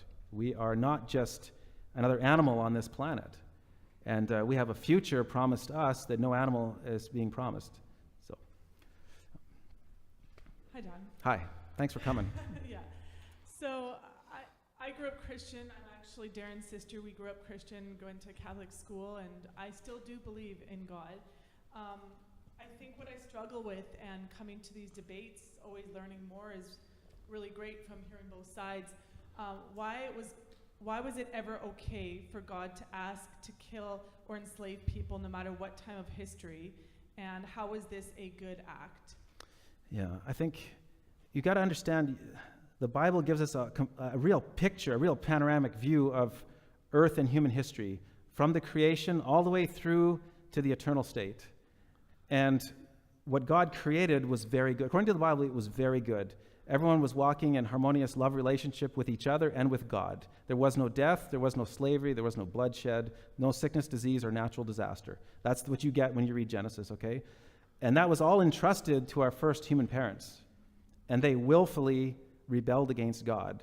And so God cursed the world. He's showing all of humanity now that there's something very wrong here. Pain is teaching us that there's something wrong. Pain in your body shows there's something wrong, and you go looking for a solution, okay?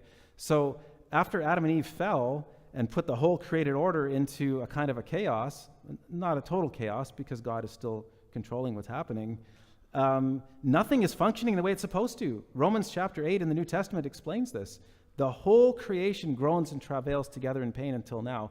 So God cursed the order to teach us that there's something wrong here, that we need to go looking for him, look for the Savior, look for the one who's the solution to the problem. I think, to tell you the truth, I think a lot of what we're contending with on the earth right now and back then is to keep us so busy just surviving that we can't be as evil as we otherwise would be, in my opinion. But I mean, that's a huge question you asked me, and I have to give you a soundbite answer, but I mean, you know where I live.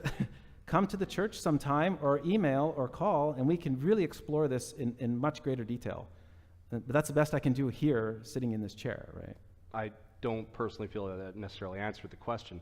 But in quick rebuttal, the idea is, I think what she's asking is that, well, how is there ever a point in time where things like murdering somebody for being homosexual or for picking up sticks on the Sabbath or any of these heinous crimes, eating shellfish or whatever, how are these ever at any point in time morally unacceptable to the point that we command murder for doing these things?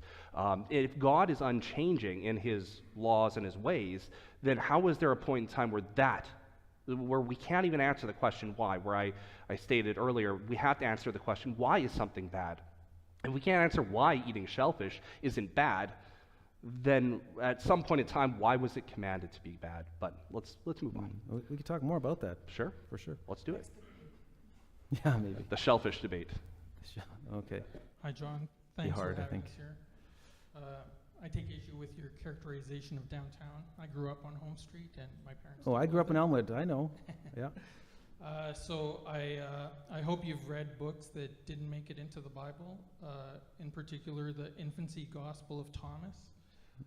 So my question is, was Jesus always moral, even as a child? Yeah, I think classic Christian theology recognizes that Jesus was not only sinless, but he's impeccable. He's unable to sin because of his divine nature. So yes, Jesus always was moral, 100% moral, never did sin, and that makes him the appropriate sacrifice for me and you. When he died on the cross, he was sinless, and he took our sins in his body on that tree. Killing people is sinless. No, hold on a second. God is the creator of life, right? Hold on a second. You can take life. God is right. God is sovereign over life.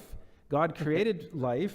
He determines when life ends. You don't. You're a creature. He's the creator. Correct? No. So if a parent, let's say, created a child, do they have the right to take that? Parents don't create children. Okay. All right. That's new to me. But This world is under the sovereign control of God.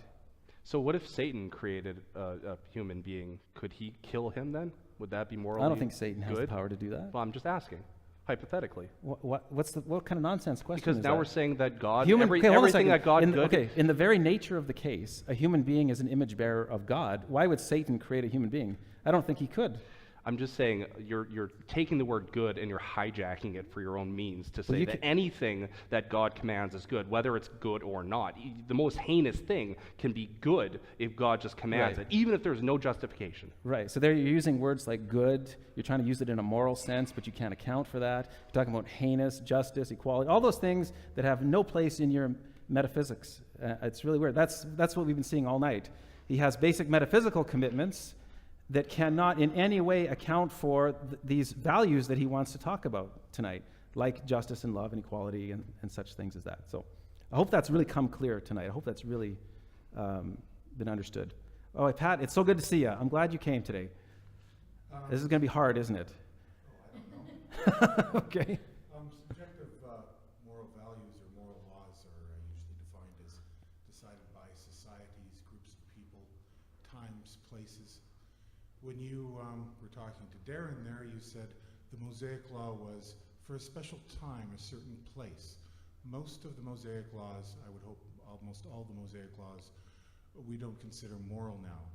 So therefore, as I understand it, God is using subjective moral values and not actually the author of objective moral values.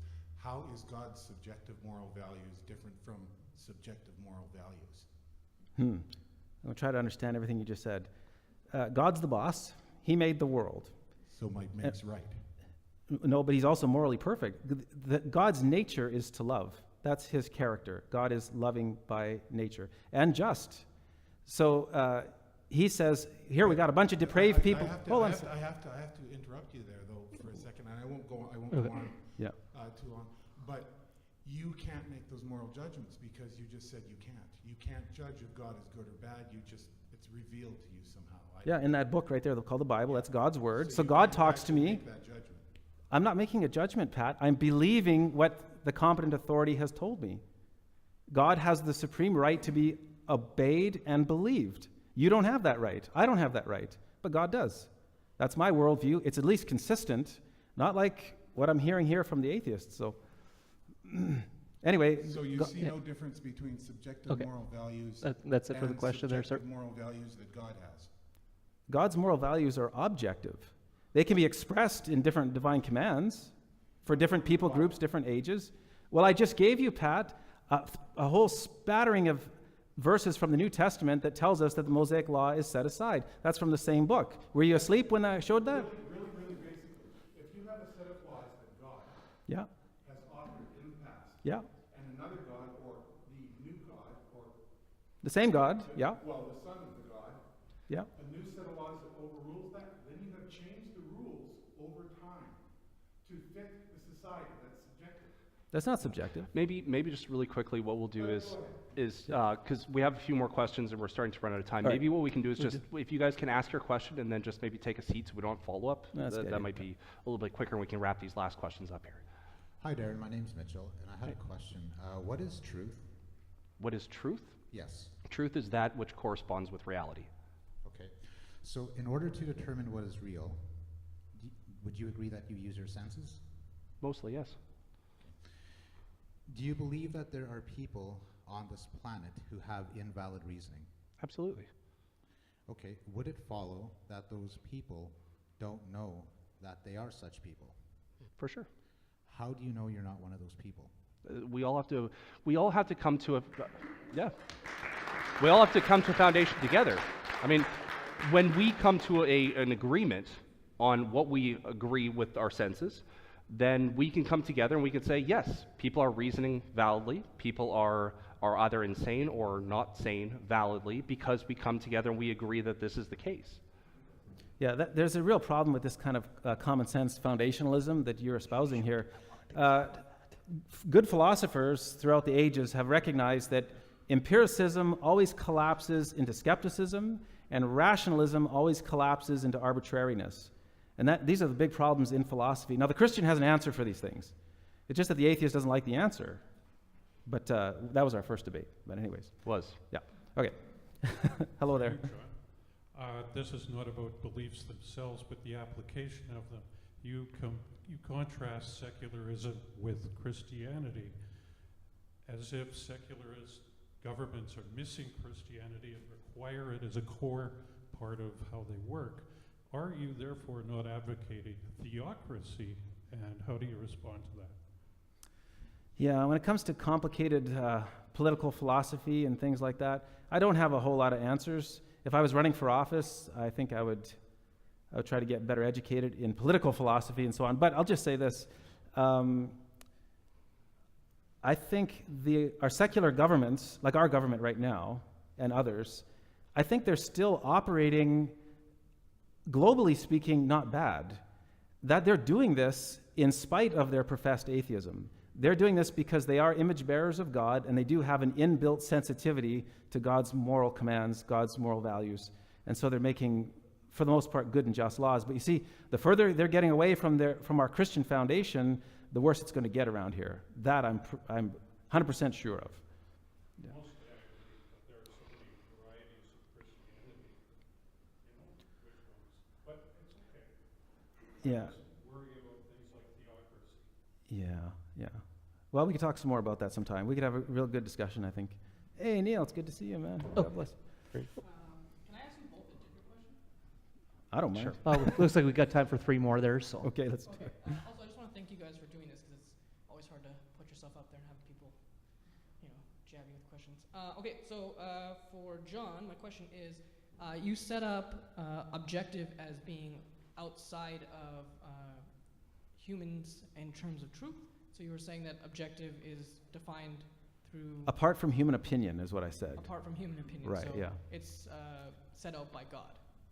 On my worldview, yeah. The objective ahistorical truth. Right. Right. Would you say that humans have the workings to determine value on those objective truths? Moral value? I'm just not sure, Neil. I know that according to the Bible, God has put his moral laws in our hearts. That's Romans 2:14 and 15. So God has given us a sensitivity to God's moral standards and commands. It's inbuilt. It's in our consciousness. And we do come into the world fully equipped by God with the requisite rational and cognitive faculties, proper epistemic equipment, to reach many true conclusions so that we can drive a car and balance a checkbook and so on. But these are all gifts from God. Okay, so yeah, that's what I want to know. So you do think we have the moral workings to place our own valuations on things? I think so, but there's a real temptation and a real, because we're sinful creatures, we're not morally perfect anymore, there's always selfishness that comes in and a lack of insight, wisdom, knowledge, understanding that causes us to go horribly wrong sometimes. And I think the cure here is to at least acknowledge that our moral compass comes from God. At least acknowledge Him. And on my worldview, you can talk to Him. You can pray and you'll get some direction. Okay, so I guess this is my final question for you is, Yeah. if we are all built with that moral value system, that the disagreement that you have over here, how do you reconcile that as a Christian? Well, I think in terms of leading what we would all, I think most of us would consider to be a moral and upright and respectable life, I think Darren and I, we could agree on 99% of that. You know, you shouldn't lie to people and you shouldn't, murder people and so on. Don't go around raping and pay your taxes and all that. I think we agree to that. The difference is I can offer something that looks like a real foundation for what we're doing. Do churches pay taxes? Right, right now we get a tax break because we're. Yeah. Okay, so that's pretty good. That's 99%.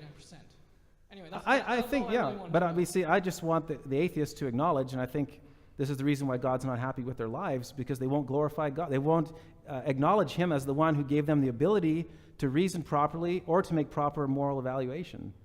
Okay. Yeah. And sorry, what was your name again? I'm Darren. Darren. Sorry, I'm just terrible with names. Okay, so when you're talking about the veil of ignorance, you're talking from a Rawlsian point of view, right? Yep. Okay, so from the Rawlsian point of view, and if you're also speaking from a Darwinian point of view, in our current condition, if someone has much more than you, let's say the Walton family, which owns 30 to 40% of the wealth in America, what would be your argument that we deserve to be equal and they don't deserve to have as much and to take so much from the rest of us?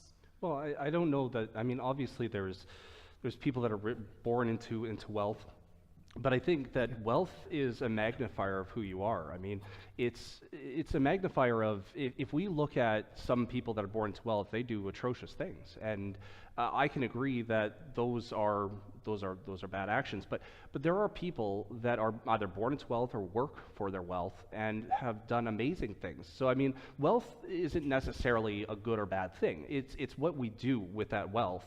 Like I pointed out Warren Buffett there and all the charities that he's supported and the good works that he's done. According to John, he's going to be burning in hell for eternity because of the life that he led, just because he didn't believe in an idea, which again, belief is not a choice. Yeah, I'd like to respond to that. Can I just respond to that? I thought we were responding. Okay. That guy, if he's in hell, he's in hell not because he did good things on the earth, it's because he rejected God. That's why he went to hell. Didn't believe in and idea, the other guy, and but you said, belief is not a choice, John. Yeah, according to the Bible it is, No, it's and not. I'm going to side with the Bible. The Bible's wrong then. Every time.